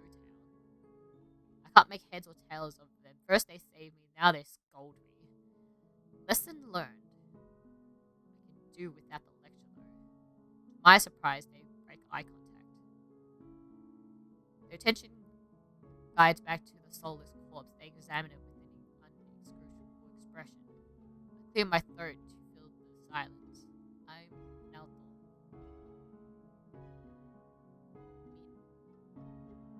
Min? Is it Min? Suddenly, Min tenses. Their blade flashes as they drive it back to the back of the soulless neck. Soulless thrashes once again, letting a rattling hiss as the air leaves its lungs. Min leans on the blade, diving it deeper and deeper until the sickening crunch of the creature's goose. My heart thuds in my chest. I must have been clinging to my Skin straightens up, withdrawing their blade with a single motion, with a smooth motion. Better to put the wretched things out like this out of their misery. They calmly clean the blood from their knife. That swift, unhesitating, lethal strike wasn't the work of an amateur. And they don't act like any other cold-blooded killers I've seen in the past. Why is there a soulless inside the city? Min looks at me, eyes searching before realization dawned. You're new here. There are no walls around the city. Soulless can come and go as they please until someone is contracted to stop them. The Cinnabon patrols but don't bother to protect the low town. Not anymore. Let me guess. You're not a fan of the Cinnabon. I wouldn't go that far. The brows abruptly frown and they sheathe their knives, motioning me to follow them. It's not safe here. The vultures can smell death. I'm not quite sure what they mean, but I don't want to stay lost in the city, trail behind them as they stride down the street. If it's so dangerous, why are you helping me? You are making an unbearable racket. Next time you walk into the soulless floors, at least die quietly. Okay, I'm sorry. The answer is stingingly harsh. I know, right? Just need to find my logic. I hold my hand up, trying to foretell any more snippy comments. Alright, I get it. I'd love to get out of your way, but I'm sort of lost.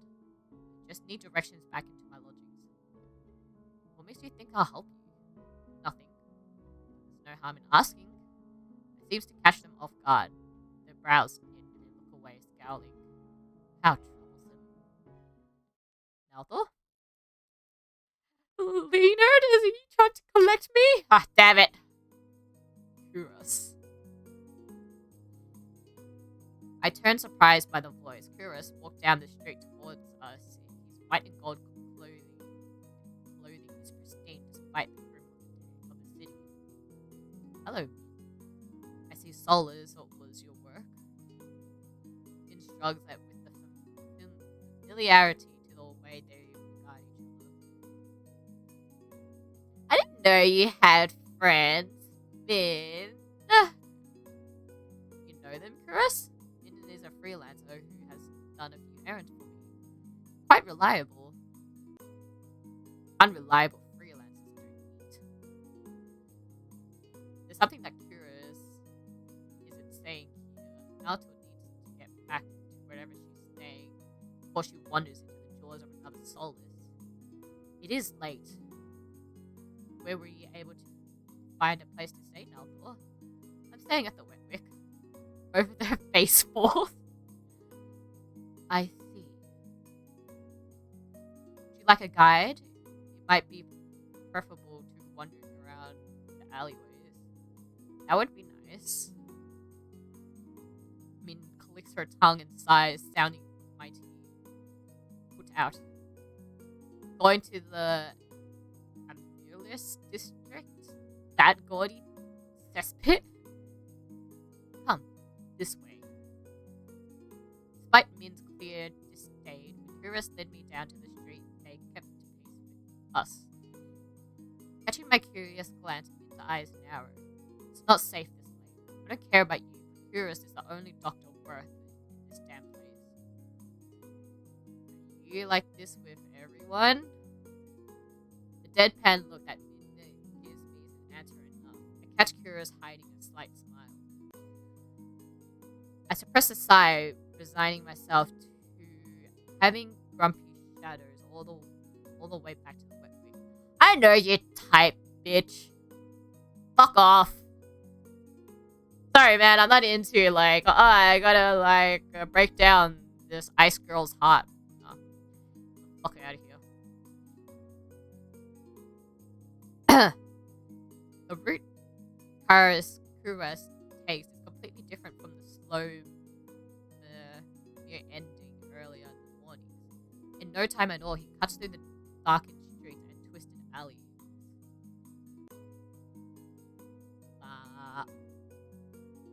Seems like half the city has poured into the latest district colorful streets. Laughter, clinking glasses, and music assaults my ears from every direction. The most noise still comes from the wet wick, its doors hang wide open, lanterns lit. Here we are. He moves towards the door and Min lets out an audible huff. Don't tell me you're going in. I have some quick business with Leader. Ugh, fine. He still owes me from yesterday's work. They drag their feet reluctantly, trailing me into the tavern. I'm back! As soon as the door opens up, a wave of sticky heat rolls over me. In the hours since I left, the wick has grown suffocatingly crowded. Kura stands out as easily a head taller than most. Even so, I nearly lost sight of him amidst the sea of swarming bodies. Pardon me. The crowd parts as though answering his request. Kura glances over his shoulder and Min and me before gliding through. How could anyone breathe in here? Min follows Kura at a clipped pace. Bruh. Leaders that is right where I left it. Although he's traded places with the bartender, he holds a shot glass filled to the brim with luminous green liquid. And for the finishing touch, a flash of magic paints the glasses white with frost. Never gonna guess what's in there. Magic, bitch. Leader slides the glass across the bar, and I get my third and fourth shocks of the eat in rapid successions. What the fuck, man, are you doing here? Hayes leans against the bar and elbow propped on the counter, catches the glass and lifts one up to the light before turning it upside down. The contact magically congealed, staying firmly in place. He made it jelly. Jelly shots! You're supposed to make it to a drink, pretty boy. Don't tell me you're wasted already.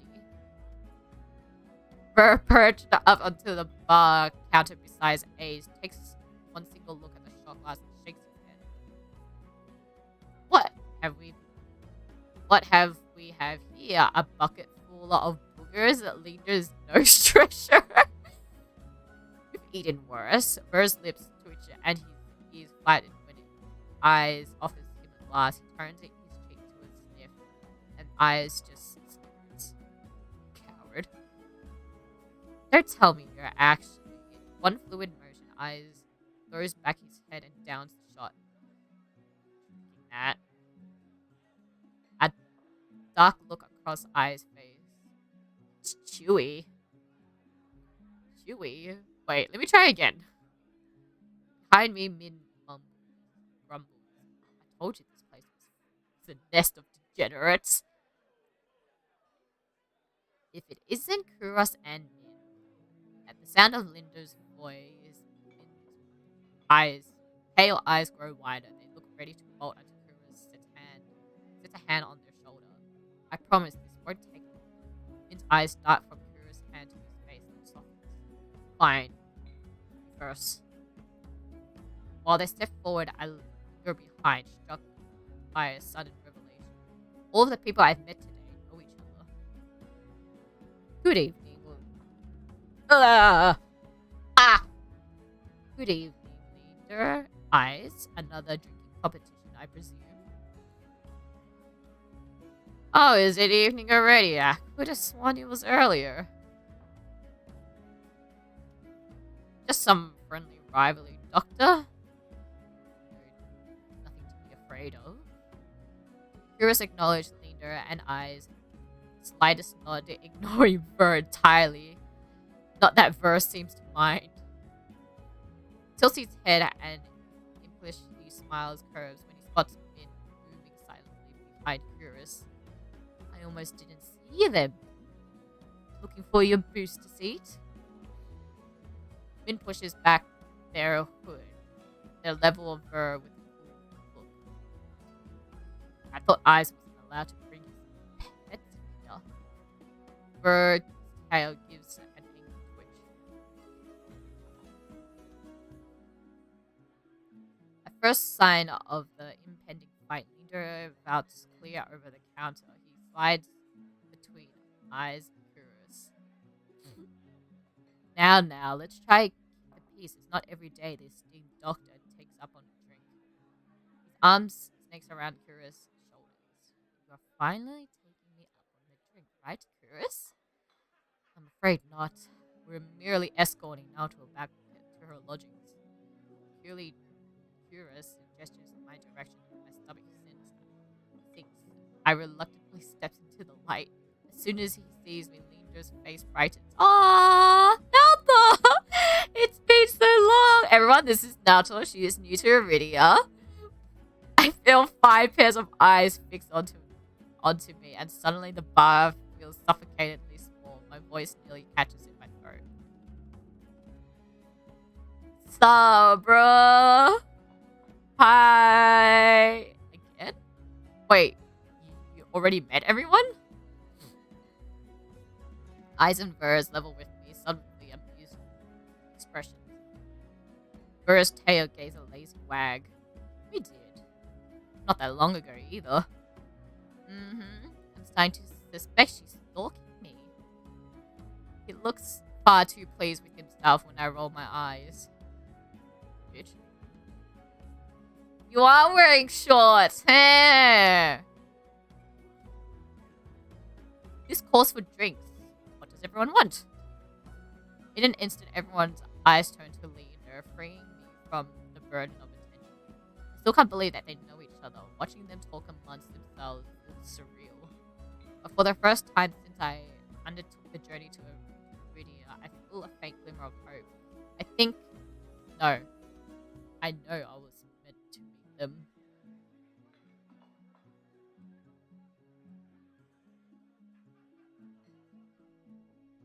Low, pleasant rumbles of Linda's laughter pulls me from the restless thoughts. Ha! What color of me surprise you make friends fast, Nelthor? I wouldn't go that far. We're more like acquaintances?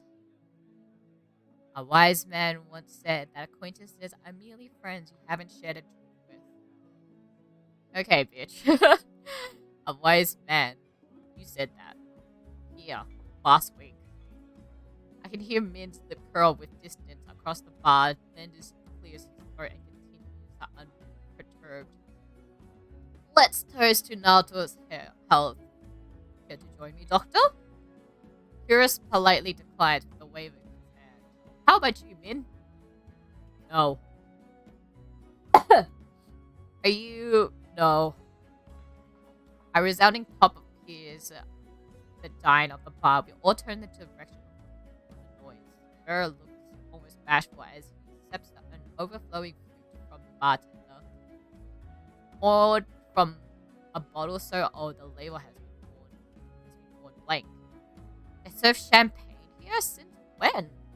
Bruce pours it in the middle of licking champagne foam from his fingers. The coy smile. You don't mind, do you? In a transformation as impressive as his magic trick, the concern of Linder's face vanished. His laugh softened. No, you my guest. I know you've got expensive taste. Haha. Then he shoots the bartender a frantic look, unbothered or uninterested in his company. His eyes can't see his head at me, a light smile on his lips. How about you, Sparrow? I said I buyed you a drink earlier. No, my treat.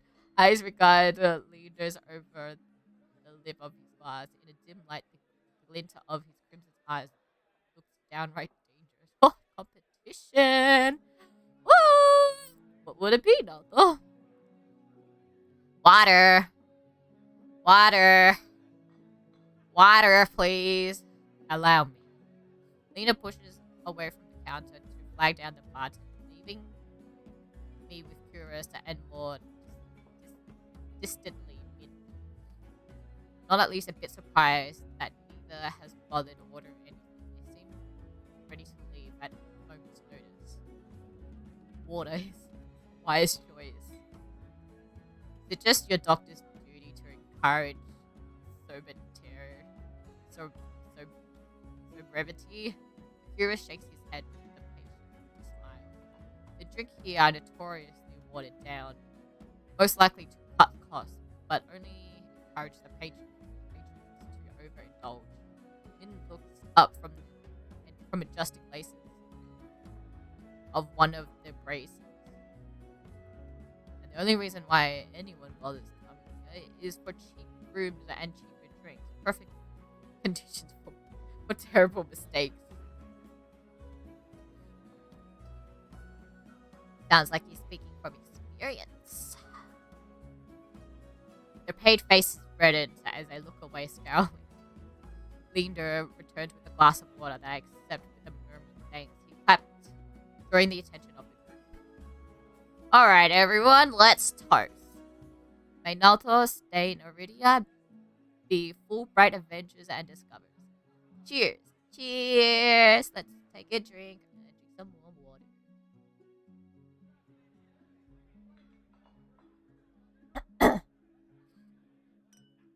Linda eyes Ver raise their glasses in unison. Minna only crosses their arms and Curious watches with polite indifference. The water is bitter, cold, and tastes faintly metallic, but I can savor it all the same. Gradually, the din of the crowded bar fades into a low murmur. I can find myself relaxing for a while, what it feels like the first time in years. Oh, aren't you the popular one now, though? I'm guessing you met Curious first. What do you mean, yes? I fucking told you that I came to you because Curious told me to come to you, bitch. It would be more accurate to say that I found her first. Oh, she, boy. That's true.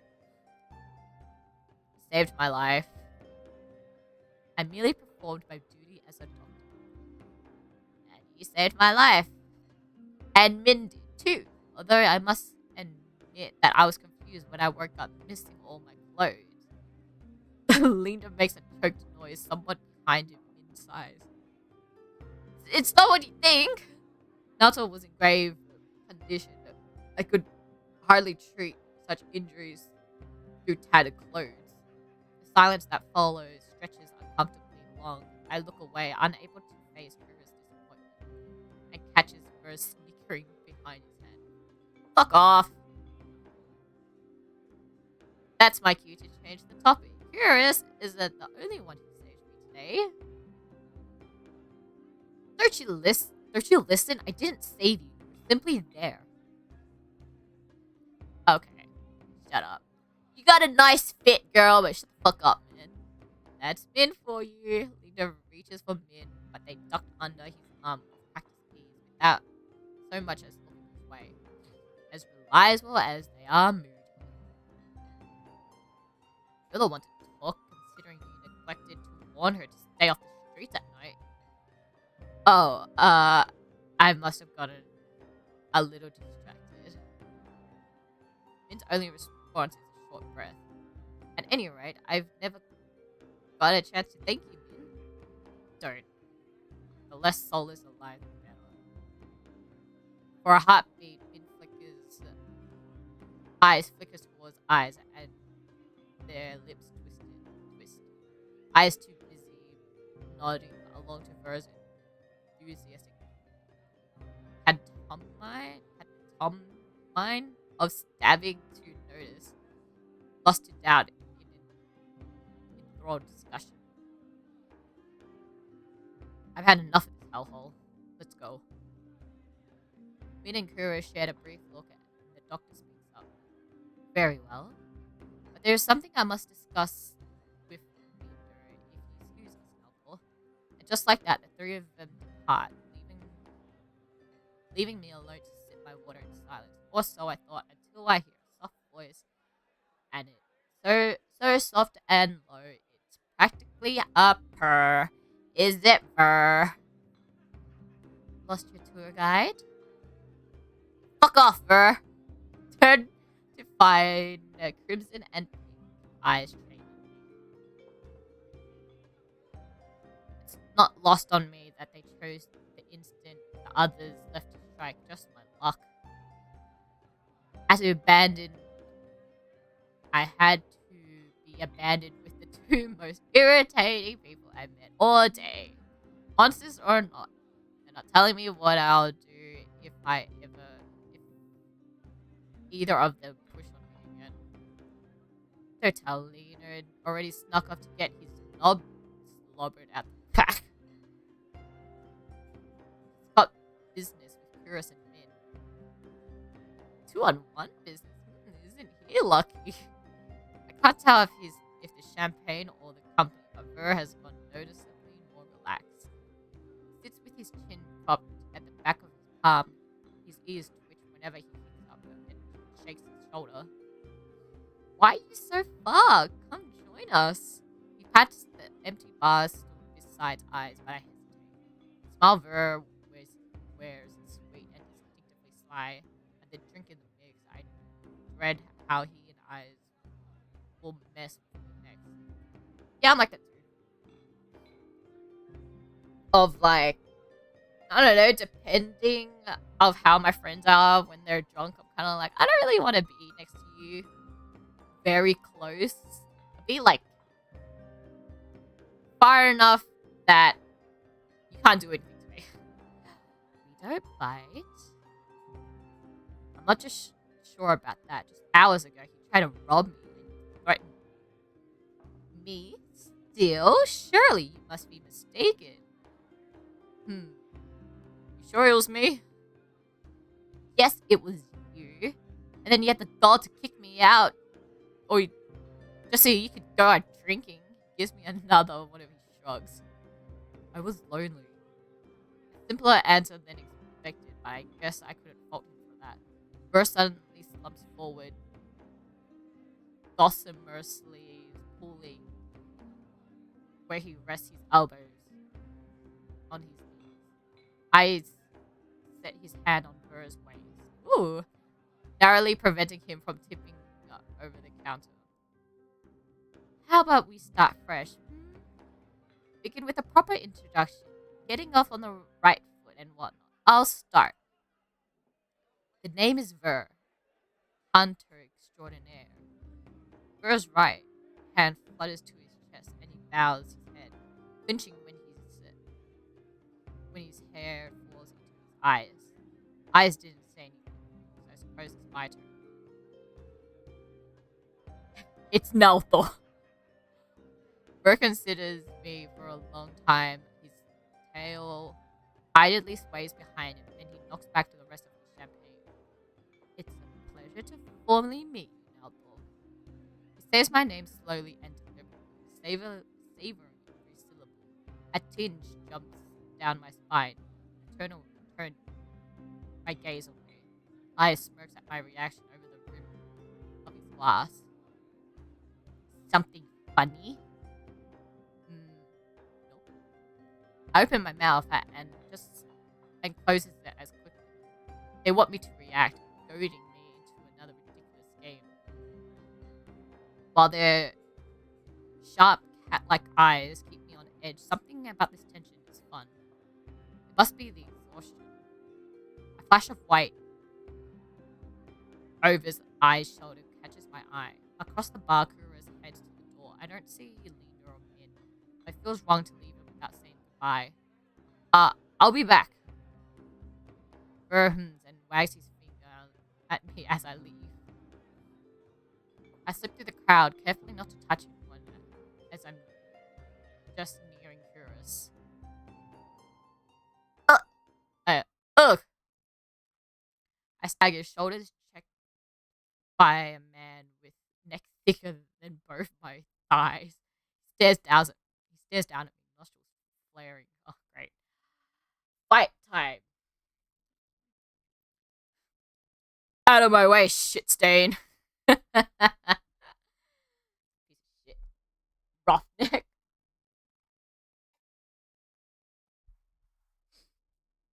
Out of my way, shit stain. Ass. I muttered while massaging my throbbing elbow. The roughneck wheels around, shoving a bloodhound out of the way so he can close in on me. What did you say? He shoves me backwards, sending me stumbling towards the sticky floor. I'm fine, but my heart leaps into my throat when I see the roughneck bearing down on me. You trying to start something here? The roughneck freezes, the fist cocked back, a group of bloodhounds hold by the commotion circling him, sizing him up. For what it feels like an agonizing long moment, the roughneck looks from me to the bloodhounds. Finally, he sniffs and spits on the floor next to me. The lob narrowly lifts my cheek. Ew, yuck. Screw it. Too many freaks in this circus tonight.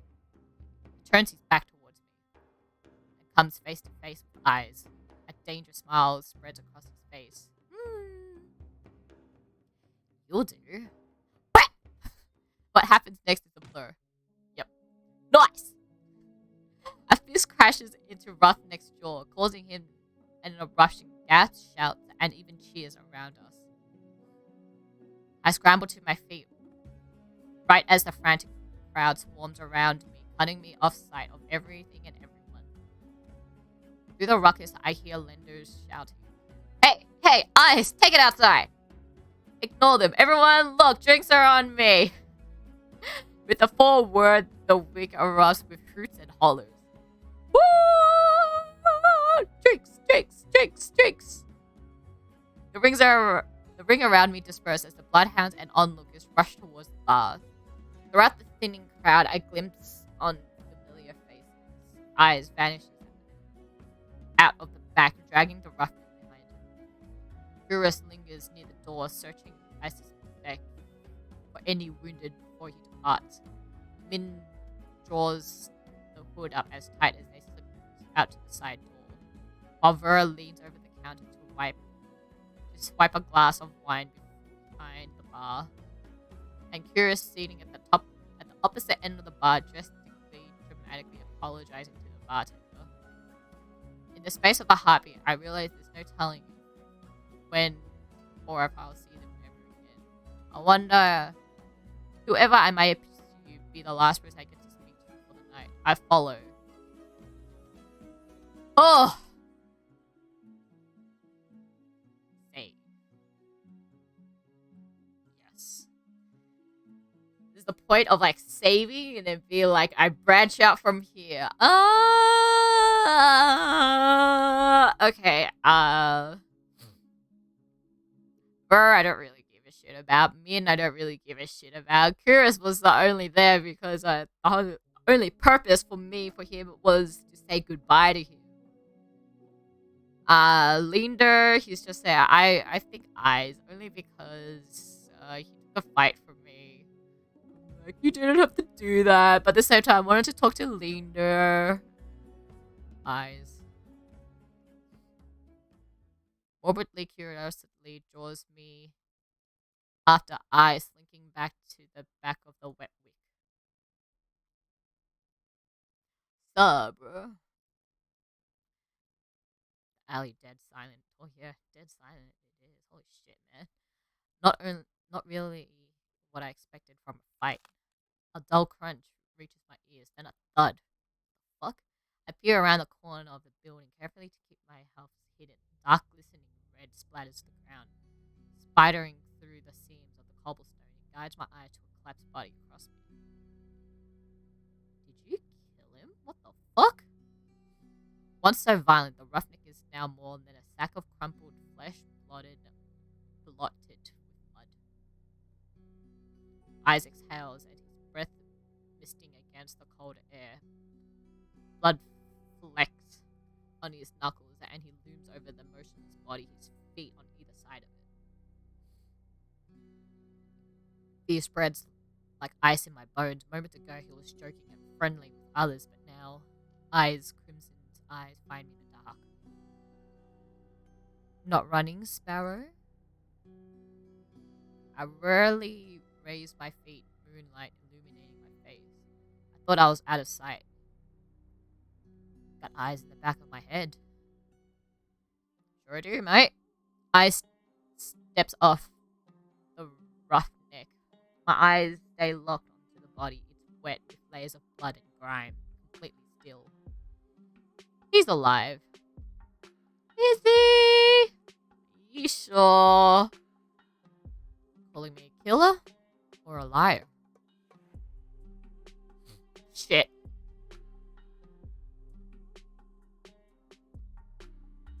Wysotsky! Liar. Which I guess is both. In that case, he's dead. I squint and he smirks back. Don't believe me? To be honest, it's hard to believe anything coming out of your mouth. I'm a liar after all. His bloodied knuckles catches his attention. He tries to rub them clean, but ends up smearing the blood around more. I keep making bad impressions on you.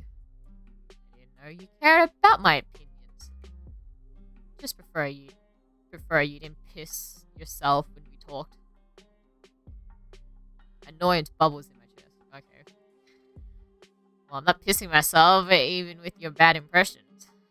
Like the first time we met, I chipped away at my fear, replacing it with irritation instead. Eyes kneels beside the roughneck and frisked him. I can't help but wonder if the crime was worth the punishment, but I hold my tongue.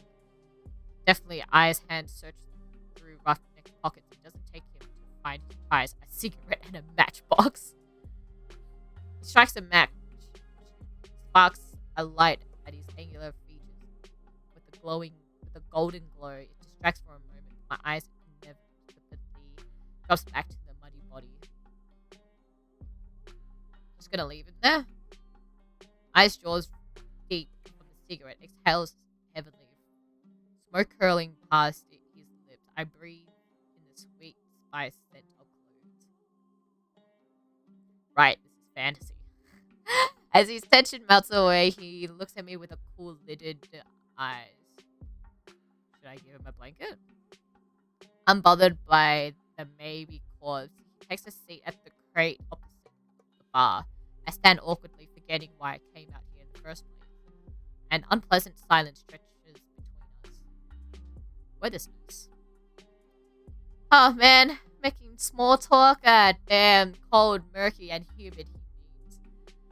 I want to believe he's teasing me, but for all I know, this is pleasant for Iridia.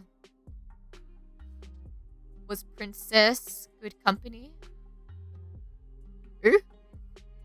Takes another long drag. His metal ring catches the light of the cigarette in a red of flash of red. The soulless who brought you back. You named it Princess? Jealous? Ah, no. No. You can call the dog Princess. That's funny. I return his smile. You have no idea. I think your nickname is more fitting. Sparrow. Not sure where Eyes got it from. Maybe I should tell him to call me by my name. But it's kind of nice. It's kind of weird. I don't know if I like the nickname Sparrow. Not that I ever tell him that before I can dissect my feelings. I quickly change the subject back to the solace. She's so cute! She was kind of cute in a weird way. I glanced absently at my hand, remembering how she nuzzled into my palm at my touch. Eyes softened for a brief moment. Her tails won't stop wagging after she got back. Oh, the group of them don't get much attention. Oh, Princess! Think she's cute now. Wait until you see her tricks. You taught her tricks. Princess is a smart word. She'll learn anything if you have the right rewards. What the fuck are you giving her? Sounds about right. The idea of tame soldier is so outlandish to me. I was mauled by a mindless, bloodthirsty beast. He's talking about them like their pets. But it's possible because all of the sea springs. I need to get the answer. He carefully take a seat beside him on the crate, contemplating my strategy. He doesn't seem to mind, his eyes closed, tilts back his head against the wall, relax. Without the pressure of his intense glare, I feel myself easing up too, as long as I keep my attention away from the bloody heap across from us. I glanced over at Eyes and allowed my eyes to linger. Oh, great, man. We're gonna, like, close up.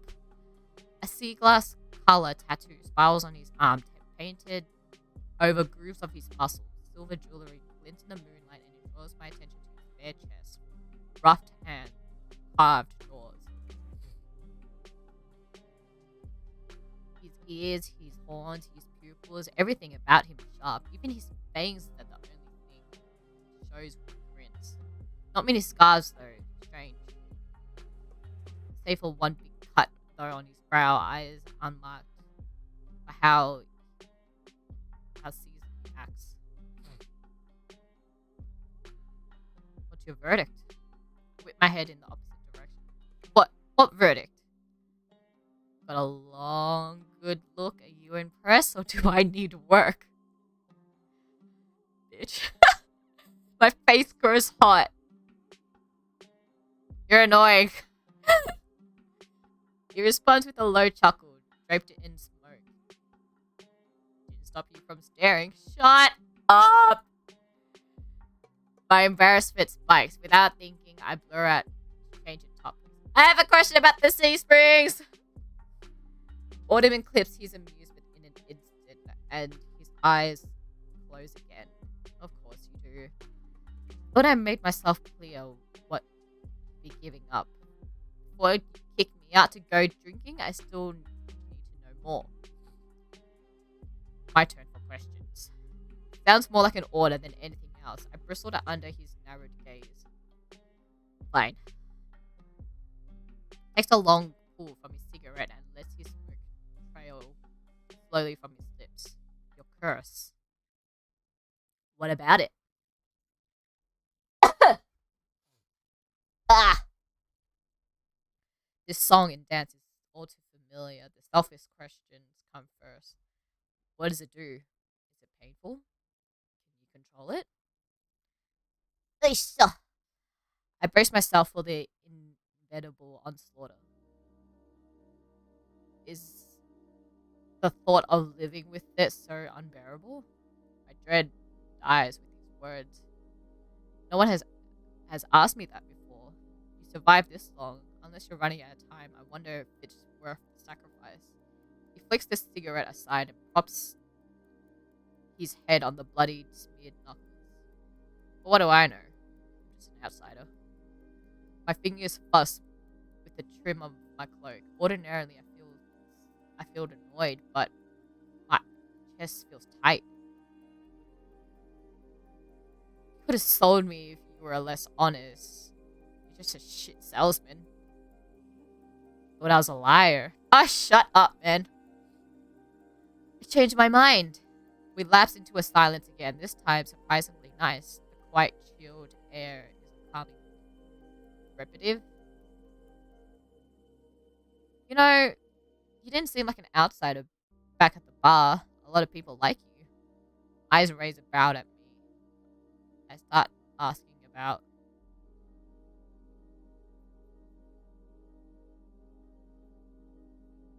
Leander. You and Leander clearly get along. You like Leander? No. Doesn't everyone? He helped me a lot since I arrived at Iridia. He got me a free room at the Wet Wick.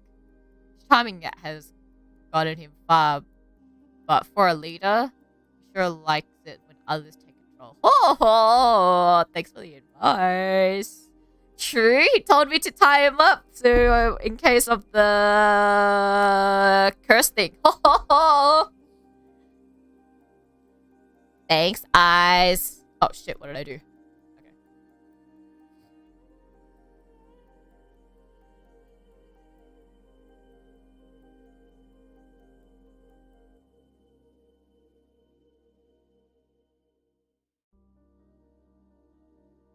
Shit, wait, no.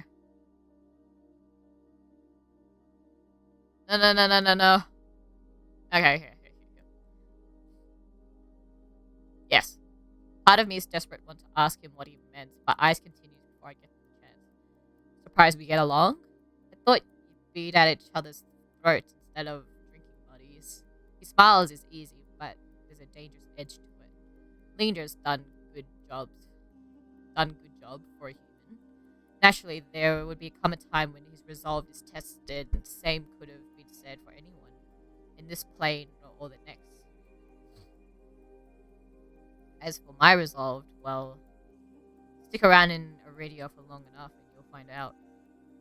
I slowly nod. I can't decide if this sounds like a promise or a threat. Got any more observations, Sparrow? Ah, great, okay. Guess I'm gonna go through everyone. Okay, Ver. Get it over and done with. I'm surprised to see that you and Ver were very close.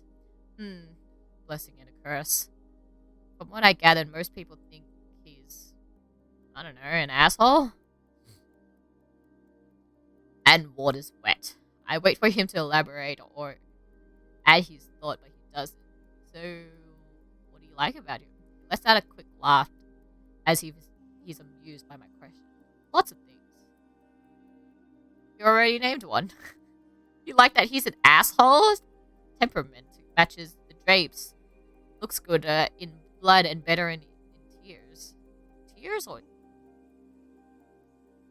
favorite thing, the tail. Sometimes it frizzes up if he catches himself, clears his throat. It's not hard to let the disappointment shown in my disappointment. Burr is one of the most honest people you'll ever meet. Just don't listen to a single thing he says.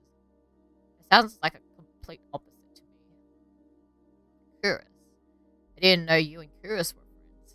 In a way, I help him with clinic in the clinic sometimes. The doctor doesn't let most people closer than arm's length. What? You help him at the clinic? What the fuck? And you do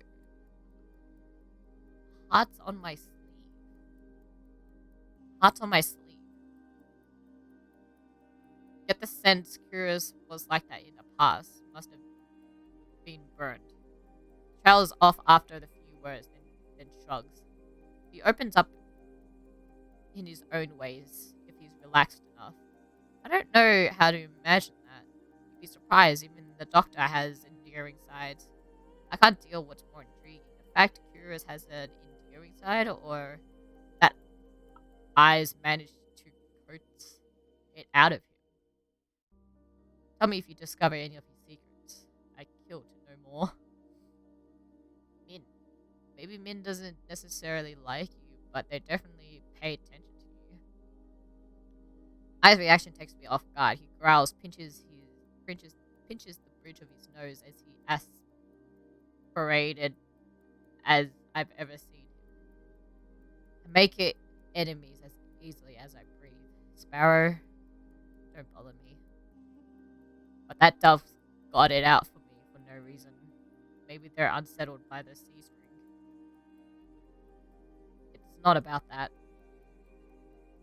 Goes without saying that they've got some issues. Don't think they understand that you gotta catch more flies with honey than vinegar. Honey has left a bad taste in your mouth in the past. Could it be the same for them? At least you're capable of a conversation. Do me a favor and teach the doves some manners. Though they laid off eventually if I didn't bite. Hasn't happened yet. Briefly considered the possibility of Min wants to get bitten. I'm not about to propose that though. My main point is that, speaking from experience, being an outsider usually means you don't have friends. I don't. I level with him with a tired look. Fine, I confess. I have one friend. Don't say yourself. And don't say it's me as well. Akudus? What? Akudus? My skin prickles at the name. Hair standing on end. Who's that? a friend that lives in my head. It lives in your head. Eyes taps his temple with his finger. Right here. Scared you off yet? That'd be the third bad impression I've made on you today. I'm stunned for a long moment processing what he just told me. And I burst into a fit of laughter. You serious? Eyes grinned wide enough to flash his fangs. Deadly. It sounds so fucking absurd, I can't help it. On top of everything I've gone through today, it feels like I'm living a fever dream. I've come close to death more times than I can count, encountered tamed, soulless, and a horrifying group mind, and now I'm supposed to believe that there's someone living in I's head. There's tears in my eyes. By the end, I raid myself. Eyes waits patiently, his lips correct in amusement. I don't know. Maybe there is. Maybe if I do his route, there's gonna be some dude in his head. Sorry, it just sounds so ridiculous. The tension that wound my shoulders so tightly has melted away, and for the first time in a long time, I feel like I can breathe. I feel better. Who cares? Where the rat's ass are ya? Ruckus? Ruffs. Shouts rise in the streets, echoed by the heavy sound of boots sloshing through the mud. The voice shares the roughneck's accent from the bar, the same roughnecks who are still maybe dead, lying bloodied across from us, and nearly forgot about him. I shoved my feet as the voice got louder, they're closing in quick. Eyes pulled me by the wrist out of the alley, away from the beaming moonlight. We're diving into the nook between the buildings, veiled in the shade of tattered canopies. It's a tight fit. Eyes boxed me against the walls, his body's all up, but I pressed against mine as he towers over me. For the second time today, the heaty scent of smoke envelops me, but this time it's cutting with the metallic tinge of someone else's blood. Eyes pitches his voice low.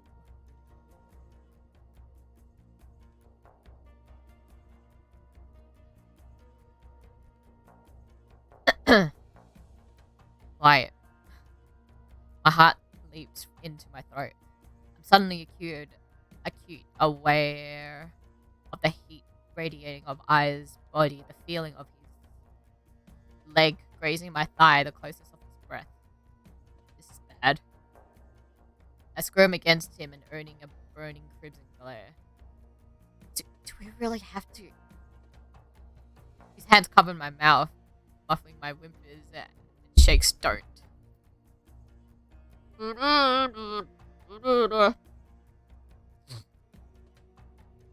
Damn, he's over here. Dukas, wake up, you bastard. A group of individuals, all brandishing spiked weapons, fill the alley. Once I get a glimpse of their violent slashes, I instantly know they're not just roughnecks. They're gangsters. Only gangs with a lot of influence would fly colors so openly. I wish I could see what they're doing, but Eyes' arm all blocks my sight. My eyes trail up the teal's marking coils around his arm, his biceps. They lead to Eyes' collarbone, to the cord hanging around his neck. As he smuggest into the smuggest smirker I've ever seen. Fucking ass, man. Stare at him. The fuck you want, bitch? I would love nothing more than chew him out. But his hands clamped over my mouth. I fix him with the deadliest stare I can muster. As a response, Eyes' response is a wolfish grin, and I realized I locked myself our eyes into contact. Fucking ass, man. What was I supposed to do? A thrill jolts through me, my face hotter beneath his touch. This can't be happening. Why am I getting worked up in this situation? Voice in the alley grabbed Eyes' attention this time. Shit. He's gotten more broken ribs than a whole one. What kind of freak did this? Fan out. Find the cocksucker responsible. You three. Take Duckers back to the base. At least he's still breathing. The alley clears out as the footsteps rush away from us. We stay still until the distance melting into the rumbles of the water. Only then this, Eyes takes his hand off my mouth. You fucking have, like, blood and shit still, and you gotta cover that in my fucking mouth? Fuck you, bitch. Disgusting. When we finally step back into the moonlight and the night air as his eyes on my skin, I feel dazed and I need to keep my eye off Eyes at all costs. Is that really necessary? The tremble of my voice. Oh, okay. What? Was that really necessary? The tremble to my voice is nothing but embarrassed. Stay hidden was the best option. It would be a hassle to run into them with you there. What? Because I'm a deadweight? Because 3 bad impressions are enough for one day. The answer is too vague for my liking. He's probably right. Either way, I don't have energy to argue. Come on, Sparrow. Let's get you home before you're framed for murder. Excuse you, bitch. Very funny. Ass. We reached the front of the wet wicks too quickly. I hate to admit it, but I don't want to separate from Eyes yet. And not because he's never answered my questions. He's infuriating and easily he makes me feel on edge. But he can make me feel safe, secure somehow. Right. You know where to find me. Yep. And I just call out Princess, and then Princess comes running out to me. At the creepiest place in the world. Take your time before you decide to drink. I happen to like your shitty attitude. Thanks. Takes me a moment to process it, then my eyes flutter down to my feet. Keep that in mind. Then I glance back from the ground, Eyes are already down the street, disappearing into throng of people. Not fanfare, not even a wave. Ass.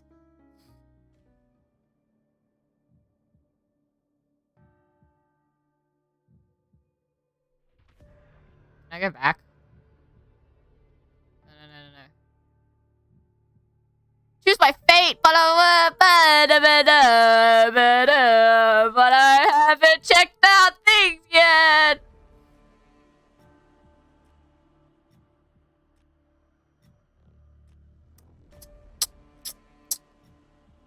Linder, the heroic mage. Linder offers you something that should be impossible. A taste of normalance free for your curse. At first person to withstand your touch, it could change your life, but something's too good to be true. Linder promised to help you unravel the curse, well, at what cost? An imitating yet laid back outsider, Eyes proceeds over a sea spring with an unwavering powers. He offers you a miracle, but the price means submitting yourself to a horrifying presence at the heart of the spring. Gaze into the abyss. Nah, I don't want to. Thanks! Quick, go back.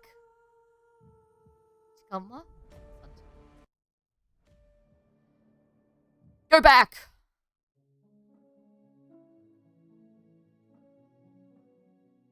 For the second time today, I find myself squeezing through the crowd to reach Linder. Hell yeah, let's go. Bruh? Ah! As soon as he sees me, he's male. Blah, blah, blah, blah, blah, blah. As soon as he sees me, he's smile face. You right, Nethel? I'm not used to someone looking at me with earnest concern. Aww. I've been through worse today. From the sounds of it, you've had quite the day. How are you holding up? I'm doing okay. I'm okay.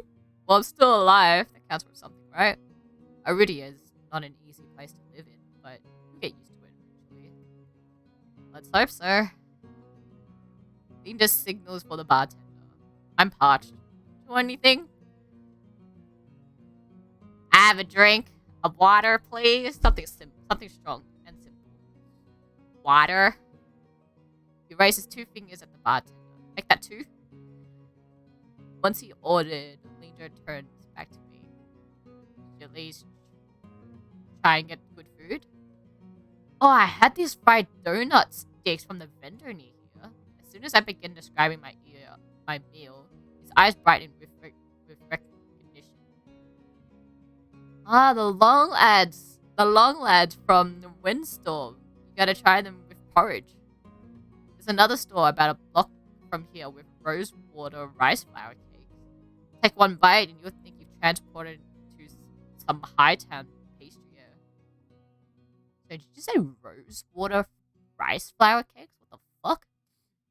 And bam, you open your eyes and you're still in the same trash line street as the woman. Ha! You're so funny. When he laughs, his hair falls over his eyes. He shakes his head and pushes it back. Yeah, feels. I'll show you something. If you decide to stick around Lowtown, that is. Let's go. Are you gonna pay for it, bro? The Riddia leader discovers it is far different from the other I've experienced. But if you live anywhere long enough, I suppose it becomes home. Seems like I'll be here for a while. Maybe I'll take you up on that. The bartender returns with a pair of glasses and pushes them to our way. Cheers! Cheers! Bing!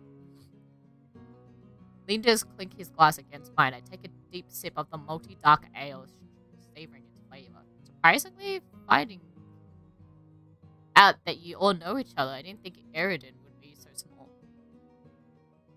You know how many times I've tried getting them into one place?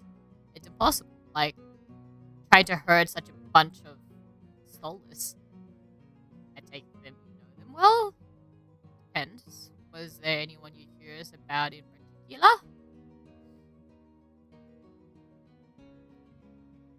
Eyes. So you're friends with Eyes. I've been friends for a while, but he's rarely in town. Where did you run into him? The Sea Spring. Linda chokes on his drink, coughs violently into his fist before giving me a surprised look. You went all the way out there? How did he treat you?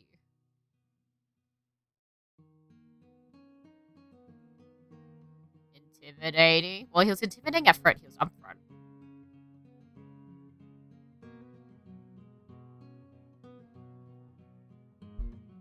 He was honest. He told me about the Sea Spring's power comes with a hefty price.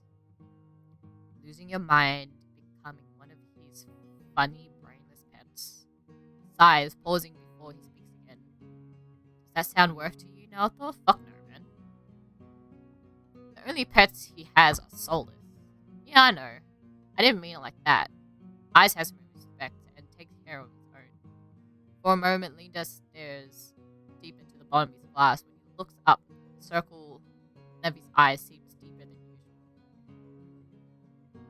Eyeshadow, man. All of those red-eye minions creep me out. Can we talk about someone else? Yes. Min, interesting. Not very forthcoming, though. Min. My favorite grouchy freelancer. What's your impression of them? Lonely. I get that feeling they could use a friend.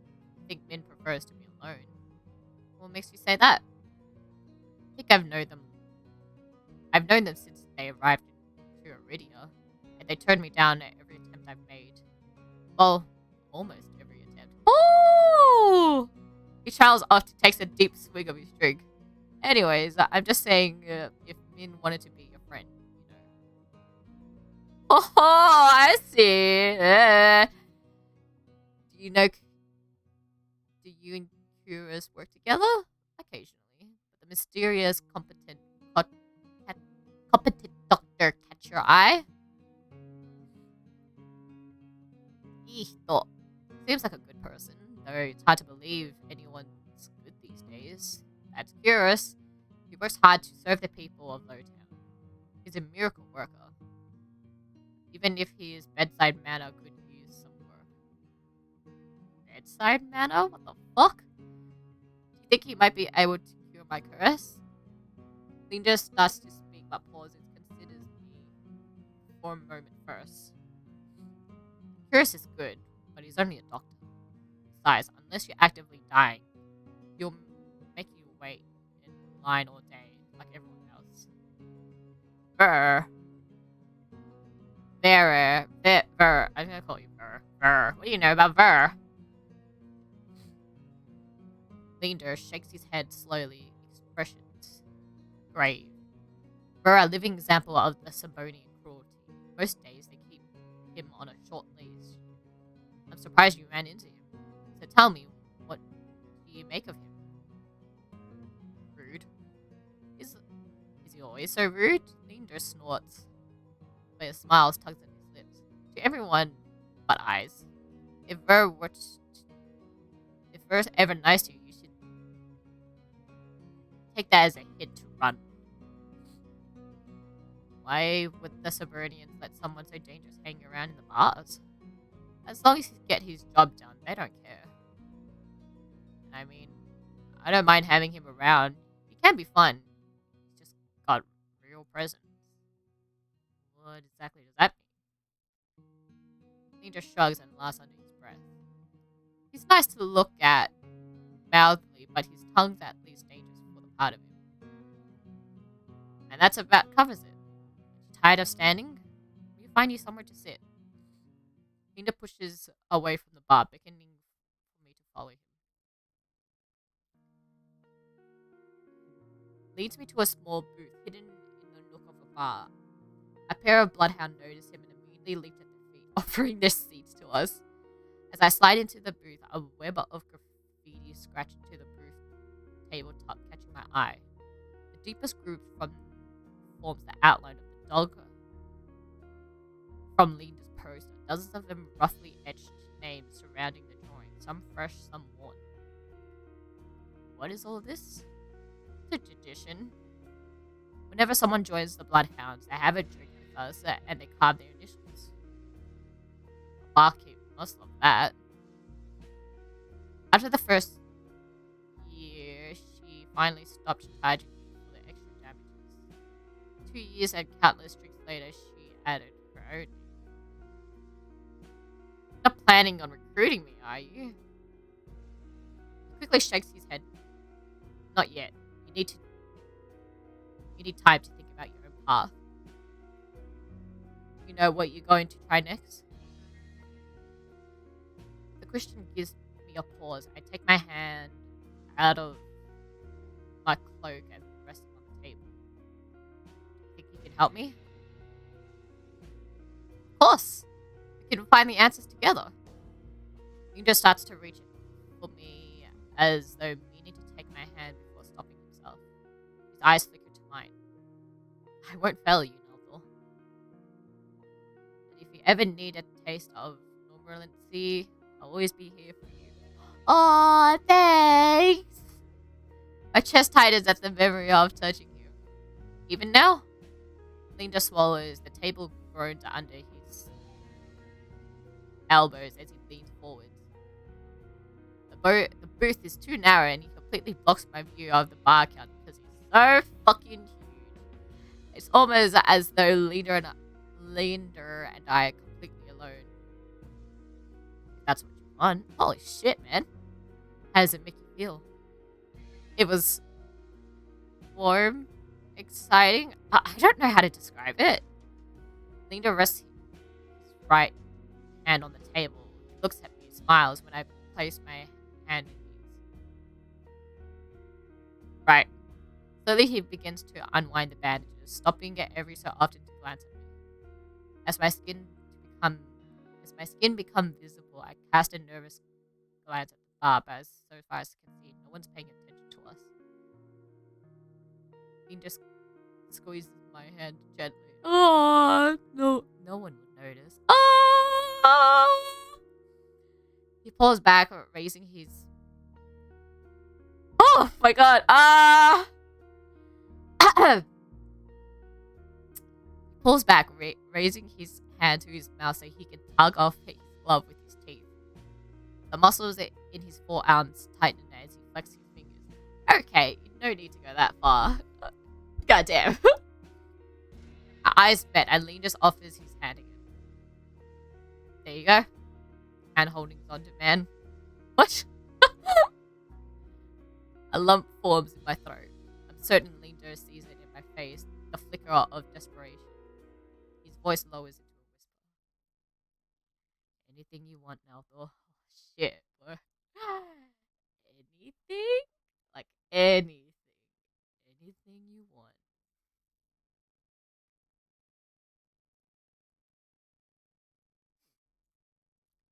Save. I'm like, save. Save. Cole, touch his face. I blurted out the first request that comes to mind. Can I touch your face? Oh, sure. I leaned over the table hesitantly before I reached his face. When my fingers gazed his jaw, Linder laughed softly. That tickles. It's fine. You can just... Takes his wrist, angling my hand so he can just press his cheek to my muscles. The warmth spread under my fingertips. A surprised breath escapes me. Gently, I rub my thumb at the bridge of the scar on his cheek as he shudders and his earrings jingles against my knuckles. You're getting awfully bold. I never touched someone like this before, and even though it makes my head spin, I'm already not enough. I want to be even more closer. My heart hammers. What was that? Filling my ears with a pulse that grows unbearably loud until I pull my hands back. You alright? I can barely hear his words over my pounding heart. I managed to nod. Yeah, I'm fine. Sorry, it's just getting a little dizzy. He gives me a gentle smile, eyes crinkling at the edges. Had a long day. You deserve some rest. Lucky your room is just upstairs. Want me to walk you back? I shake my hand and beginning wrapping my hand back up. With each deep breath, my hand feels more clear. My head. I'm fine. Thanks for, well, everything. Remember what I told you. If you ever need a break from the chaos of the city, I'll be here for you. Oh my god! When I rise, Lena gives me one last smile. Good night, Nalthor. Night. I tried up to the stairs, but when I leave, Lena behind, the warmth of his skin still lingers on mine, burning through the bandages. Again! Again! Again! Go back! Go back! Go back! Go back! Ah! I reach out, allowing the tips of my fingers to glide along the lines of his palms. He shudders with a nervous laugh. That tickles. Emboldened, I entwined our fingers together and gave an experimental squeeze. His hand is soft, somehow I expected it to be rough. Lana looks from our hands to mine and smiles. Nice, isn't it? Shut up. Yeah. I've done this once already. But it still makes me lightheaded. I'm not sure if I'll ever get used to this. And yet I want to be even more closer. My heart hammers, feeling my ears with a pulse. I need to sneeze.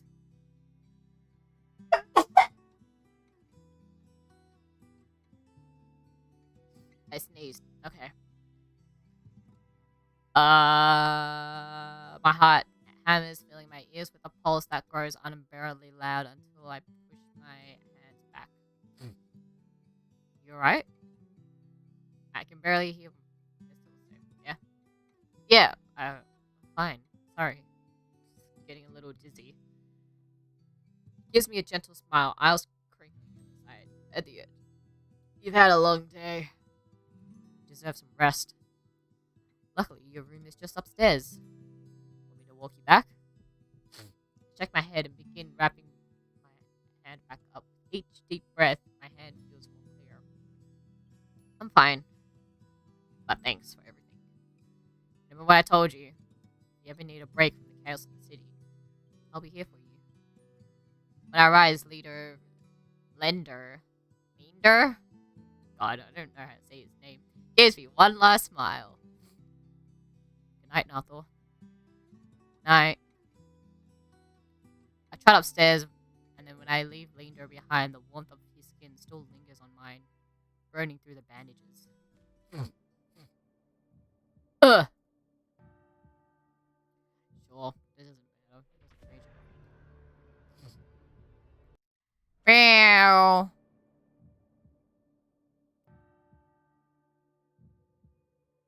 I'm curious with just Curious One, and then we'll like go through Curious One, and then we'll end it. Yeah? Curious! I'm here to say goodbye! Hot on Curious heels, I squeeze my way out of the bar. Of everyone I've met, he seems most likely to help me, but the least likely to murder me on a whim. Earlier this morning, he said I could go to the clinic for help whenever I needed it. Time to see if that promise was actually worth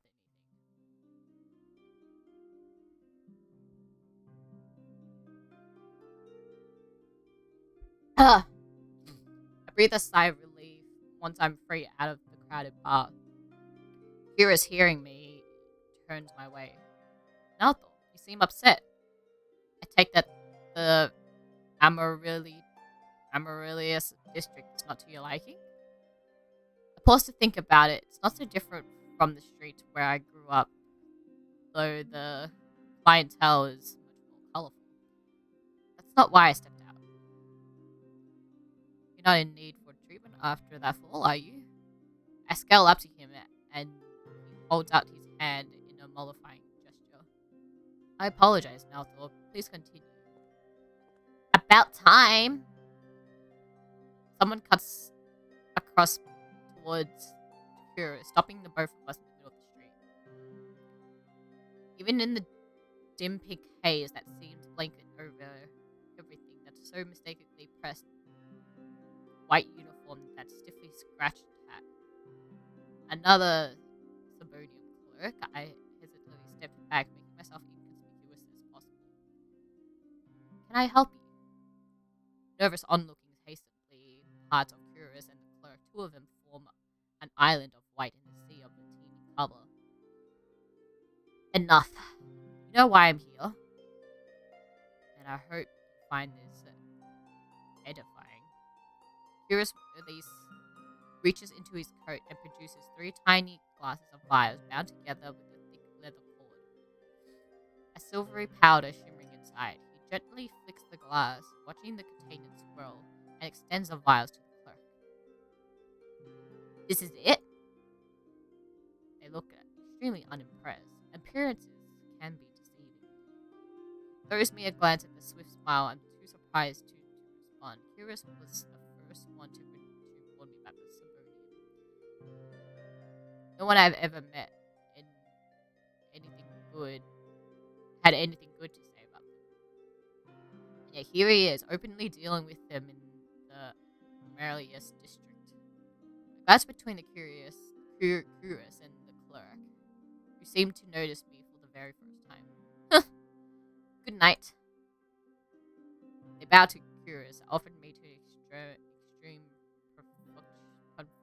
perfunctory nod, and disappear into the seething crowd.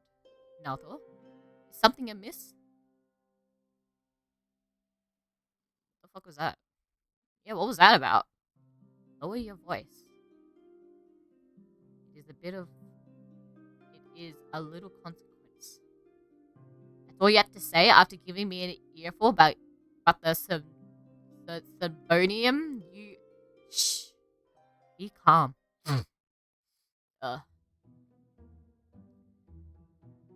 holds one finger to his lips, which suddenly curls to a cat-like smile. Yeah.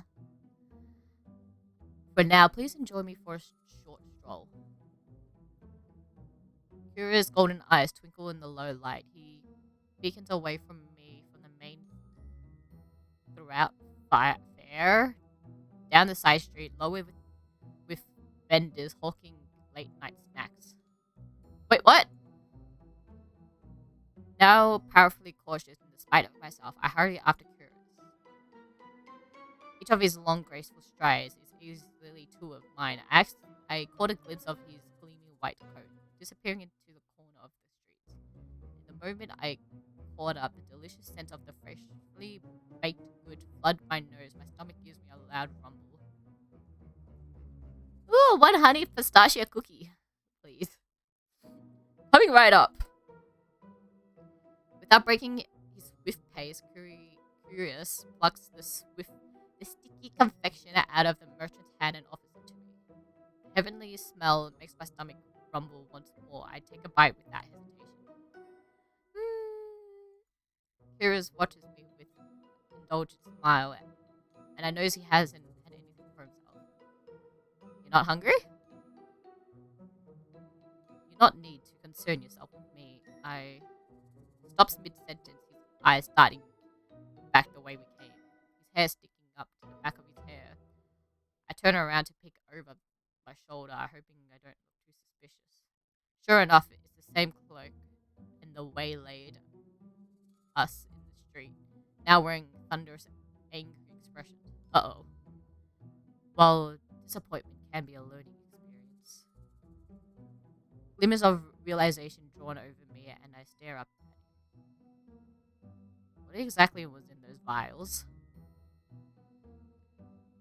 Perhaps a rare, potent alchemic catalyst? Or some stale fish skin? The two resemble one another. It's hard to tell them apart. Is he serious? I chance another look at the clerk, who's now trying to elbow their way through the food stores. A few people make their ways, but most of them don't even notice their efforts. The street is far too crowded with hungry patrons. Shall we?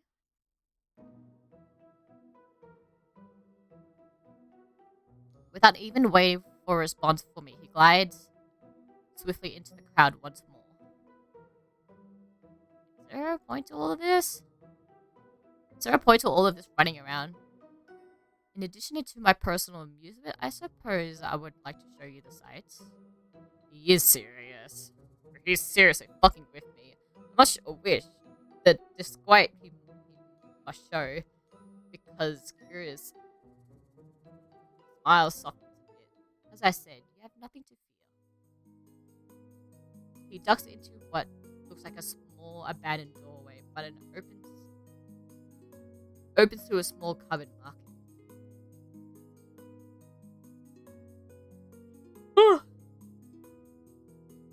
The stores here are quite more are full more spices than I knew existed. Even with the short breath makes me sneeze. Curious slows his pace, occasionally pauses to examine the assistant hawker's wares. Oh shit. Wait. He looks from his displays of vivid red leaves, each as long as my forearm. You said you have nothing to fear, but everyone in Iridia seems wary of the Symbonian. People fear the obvious trappings of power, wealth, force, and hideous, ostentatious power. For my part, I find such trappings merely disappointing. The Symbonian once had great potential.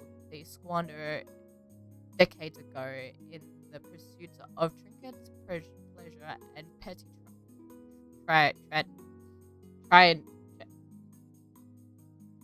tyrannitude.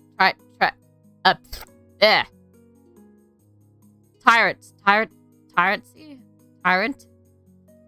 Oh, the narrow prosaic interests that have rendered them blind to all else that moves. I think that's the most I've heard Curious say on any topic. Sounds like you know them well. Curious let out a long, low sigh. You miss little Naltor. Familiarity breeds contempt, and I'm more familiar with the Symbonian's crude methods than I would like. Now I'm getting somewhere, something beyond vague warnings or swift reflections. I decide to press the point while I have the chance. Familiar how? Kira stops right in front of displays of pickled fruit, and I nearly ran into his back. He steps aside for a moment, his arms rest gently but firmly on my waist. I tense, but he perfectly avoid my bandaged arms. Our pursuer refused to take no for an answer. Them again? I thought we lost them in the crowd. I craned my neck to look for the clerk, but Kira shakes his head. This way. The next street over seems to be a home to high-end brothels. It's full of steep stairways and shadowy passages, perfect for discreet tourists or losing persistent tales. Pink curtains and paint facades sprawl around me, and like a giant colorful warden. It only takes a few more twists and turns up down blinding alleys to narrow the alley walk and narrow walkways before I'm completely turned around. Curious, however, seems to be following some sort of map in his own mind. He takes each turn with swift confidence, guiding me to an occasional nudge. Gaps between teetering buildings that can hardly be called alleyways, so narrow we have to pass through in files. Just a little further. The effort Grace, which he moves is nearly infuriating, which takes an ounce of concentration I have to avoid slipping over loose tiles, discard clothing, and unidentifiable rubbish. Meanwhile, his long leg seems to float over every obstacle. His clothes are still completely pristine despite the soot-stained walls on each side. How the hell does he do that? I'm still trying to puzzle it out when I realize how warm it is with me practically on his heels. The tiny gap between us seems to radiate heat like a beating midday sun on the longest day of summer. Stay close. You don't want to get lost. I definitely didn't want to get lost here. I stay close to Curious as I can't without accidentally touching him. I promise I will not lose you.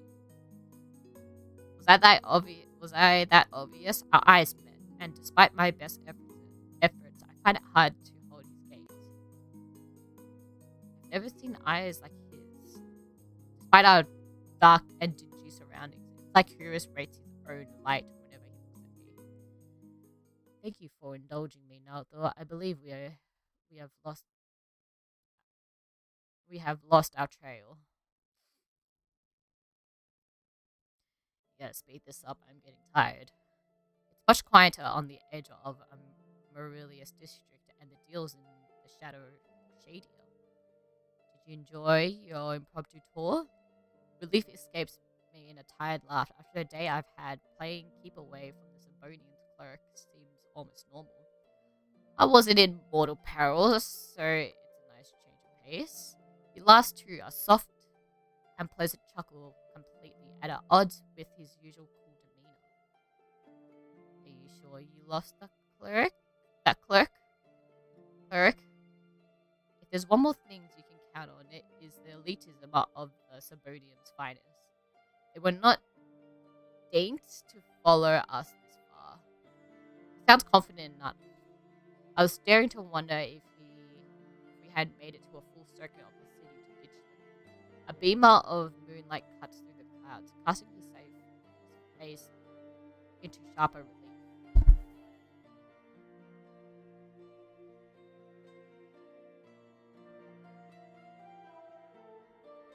However, I should escort you back to your lodgings. It would be unwise to let you go alone. How about you? Are you staying at Wetwick? Of course not. Then you going back to your clinic alone? You just said it was a bad idea. He paused, stares at me, then his expression relaxes into a gentle smile. Fear not, Naoto. Only the most desperate or foolish person would dare to lay a hand on me. Sounds insane after 2 new death soulless encounters, but a part of me believes it. The few people who are still huddled beneath the the street lamps and doorways, desperate to be as close to safety as possible. Curious, on the other hand, looks more relaxed. I've ever seen him. He's strolling down in the middle of the road, bold as if it was broad daylight, walking out. Even walking along beside him makes me feel more secure, warm, and both inside and out. I hang on to that faint spark of hope and screw up my courage.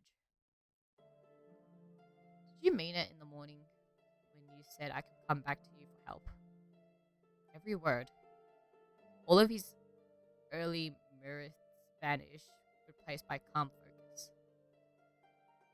I don't know what to say, but I almost expect his offer to be a courtesy, as an easy way for me to get out the door. The fact he meant it, what he asked. I believe I have already made my intention to help you quite clear. His eyes flicker briefly to my arms, the one that he miraculously reattached when he found me. I can almost imagine him counting the neat stitches. I just want to make certain. I'm still figuring out who's trustworthy and who's trouble. I see. Erudith does attract extreme individuals, including you. Ah, Malthor. I decline to discriminate myself in your eyes. I can recognize a smooth deflection when I hear one. Though he won't talk more about himself, maybe he'll tell me about someone else. I decide to ask about... We're just gonna go down. Why'd you send me to Linder's for help? You know Iridia more than Linder. The company he keeps can be questionable, but I have confidence in him. Yes, his bloodhound seems rough around the edges. Linder has always preferred the company of those like him. Survivor of Lowtown harsh realities, you must have noticed how they flock to him and nod. He seems to know every single person in Wetwick. And is that a good thing? Linda's closest peers trust him with their life. I would say they count for something. Ver. How do you know Ver?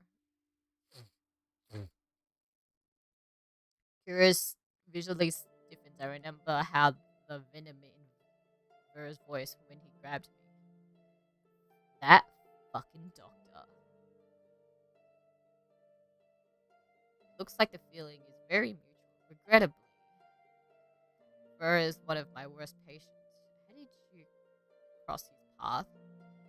You stole my room key. You are fortunate that he did nothing else. He is far deadlier than he seems. There is a reason he is not at liberty, a reason before the collar changes. He seems pretty dodgy to me. I hesitated for Curious to elaborate, but he seems to find even thought of Ver's distasteful. Eyes. Have you ever been out to see Eyes at the sea spring? Once. Only once? Seems like a spring with miraculous powder would be interest to a doctor. A long silence follows.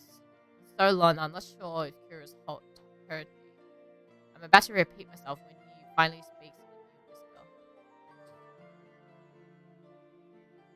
Eyes is a rare newcomer who's proven himself immediately worthy of respect. This sea spring is another matter. Hidden depths often contain unwelcome secrets. You could say that about anyone around here. A fair point, nonetheless. I have seen many purport wonders, and the sea springs is unlike any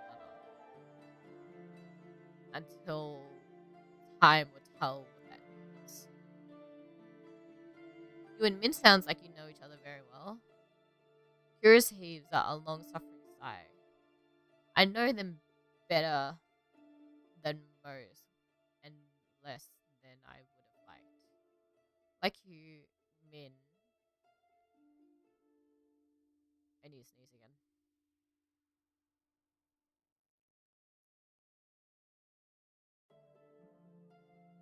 Bruh, like you, Min is a recent arrival. The time here has been particularly difficult as much as I would like to help. He trails us, but I know something exactly he's talking about. Min doesn't like the sort of people who accept help easily. They always pick fight that they're twice his size. I have implored them not to. They rarely listen. With curiosity stated now, I fall silent. I wish Curious has given me more to go on, but he's giving me almost tight-lipped about the others and about himself. The time we're back at the Wet Wick, the Emeralds district seems to be noisier and more raucous than before. Drunken patrons overflow the street, which reek of split wine. I was supposed to sleep before this ruckus. I suggest the stiffest drink at the bar, alternately a ball of wax. Very funny. Even though how tired I am, I'm not sure if I can get a wink of sleep. I'm about to say goodnight to Curious when someone staggers out of the west rink and right up to me. I stumble back, heels treading on the edge of the filthy gutter. Naldo? The next thing I knew, a pair of warm arms catch around the waist. I find myself staring at Curious, pressing against his chest. His grasp loosens, but he didn't quite let me go. Something shifts in his gaze. His eyes fix on me. I can feel myself growing hot all over at his intense scrutiny. What does he see in me? What is he looking for? Curious? Yes. You can let me go. You can let go now. Are you quite sure? Someone else may stumble into you. Whew, smooth. This time I can feel the heat of his laughter, the way it flutters through his chest and mine. I'm actually not sure. My head swims, curious warmth and closeness washing over me. He shouldn't be this close. If I touch him by accident, if I somehow curse the man who saved my life. Good night, Naruto. He finally steps away and I let a breath I haven't realized I was holding. Good night. Thanks for everything today. You are most very welcome. He turns and slips into the ground, though I can pick out his pristine white coat with ease. A chilly gust howls down the street. When did it get so cold out?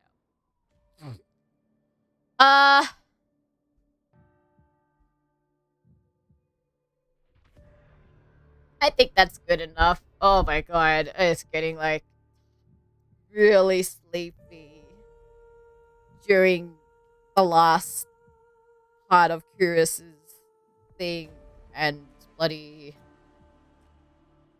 halfway through of like eyes first meeting. But yeah. Woo. Okay. I think that's it. I think that's it for today. We went through the demo. The demo's good. I like it. I'm liking these two. But at the same time, I also want to punch him in the face, you know. So I'm leaning towards Linder. But yeah, can't wait until the full game is out. So whenever the hell that comes out, I'll be playing that. Future streams, I don't know, maybe Portal, like I said. Maybe something else. Oh, that's right. Friday is the Genshin live stream. So I don't know.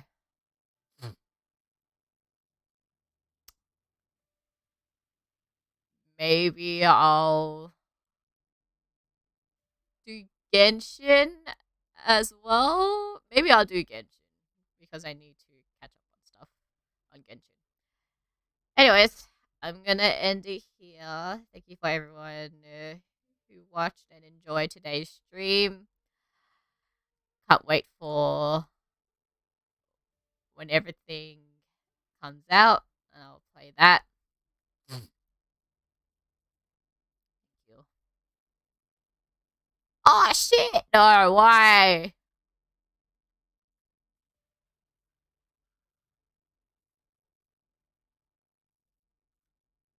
Yeah, fuck you. It looks cool. I can't be bugged like fucking getting rid of her fucking ice cold heart bullshit. Anyways. Uh, uh, it's time for me to sleep. And if it's late for you, you should sleep as well. Anyways, I'm gonna go now. I'll see you guys tomorrow for most likely Genshin. Bye bye.